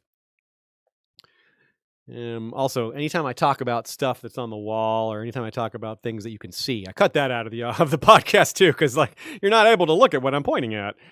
So, as usual, we end with a quick rundown of episodes that we've done in the past that expand on topics we discussed today. We discussed the Great Empire of the Dawn a little bit, vis-a-vis the Oily Black Stone, as it might pertain to Moat Cailin. Of course, we mentioned the Lies in Arbor Gold episode in reference to the Pisswater Prince anecdote. Aegon and Arbor Gold are connected. Lots more stories and evidence that Lies in Arbor Gold means what we say in that episode. And of course, I also mentioned the upcoming Giants episodes with Amanda, aka Crowfood's daughter of the Disputed Lands podcast, which will include a dive on Brandon the Builder, which is when we will get to talk a little more about Moat Cailin and a lot of other ancient, interesting, mysterious structures throughout Westeros that Brandon the Builder and or Giants may have been involved in. Can I say, of course, you've used the word rundown many times in this episode. I think Charles Minor from The Office would love you, and Jim Halpert would really have some questions. What is a rundown? What is a rundown exactly? Yep, I'm as hard as working that rundown as I should be. No reason to work too hard, is it? Oh no, I'm Jim can't win with Charles Minor. Next time, things will be slightly different the next 2 weeks because we have back-to-back 3-chapter weeks instead of the usual 4. The reason for that is the 2 longest chapters in the entire book happen to be back-to-back, one following the other. So I didn't want to tackle them both in the same week because that would push us towards an uber-long episode, and better to bite off this book in more manageable chunks. We already take large bites per episode. No reason to make that any bigger. Also, interestingly, it's a batch of POVs that have their own names, a batch of POVs that we don't see a lot of. Mostly they're new. Starting with The Lost Lord. The gang meets the Golden Company, a.k.a. Sail West, young Griff. The Windblown. The gang meets the Tattered Prince, a.k.a. Dornish spies like us. And The Wayward Bride, Asha Greyjoy versus Middle Little, a.k.a. the one where Stannis ambushes the Ironborn again. That is the second longest chapter in the book, the longest being Tyrion 7, which we'll tackle 2 weeks from now as the first chapter of the second in a row 3-chapter week. Then we'll be back to 4 chapters a week, I think for the rest of the way, but I'm not 100% sure on that. Either way, lots more to go. Thanks for coming again, everybody. Thanks for listening. If you're catching this after the fact, thanks to Ashea for managing so much at once during the stream and offline. Thanks to Joe Buckley and Nina Friel for their invaluable contributions to the writing. Please check out their work. That's the Scraps and Scrolls editions of Isle of Faces podcast, as well as all the other episodes of Isle of Faces. And Nina Friel, once again, is at goodqueenalley.tumblr.com. That's with 1 L. Thanks to our mods on History of Westeros Facebook group for posting the chapters each week and leading the discussion. Thanks to all our regulars there on Facebook as well, and to our regulars on Flick, Slack, and Discord for all the great discussions about these chapters and other things. Thanks to Claridox, Michael Klarfeld's site. We've mentioned it a few times this episode. As usual, you can see it right behind me. Thanks to Kevin MacLeod for the Valar Rereadis music. Thanks to Joey Townsend and Jesse Koval for History of Westeros' regular intro-outro music. Thanks to our Bengineer for making our sound quality much better than it would otherwise be. Thanks to our patrons for keeping us financially supported and feeling very loved. And as usual, we end with a suggestion to go check out Here Be Dragons today. They are covering The Expanse, doing a character study on Naomi Nagata. Hell and yeah. we just rewatched the first half of season 4 last night, actually. Yeah, we've got a roommate who hasn't seen that season yet, so we were watching it with him, living vicariously the second time through, or third time through, really. And while the power was out, I did a nice read through again of 5, 6, 7, and 8. Yeah. They're my favorite sci-fi book series, so if you haven't read it or seen it, please do. Yeah, It comes check back it out. December 16th, I believe. So very good, and a lot of Song of Ice and Fire people that we've turned on to it would agree. Lots of other people are advocates for the series, and there's a good reason why. Anyway, we will see you all next time, next week at the same usual, same time, same channel, same everything, except for new chapters. So thanks again, everyone. We'll see you then. Until then, Valar, Rereadis.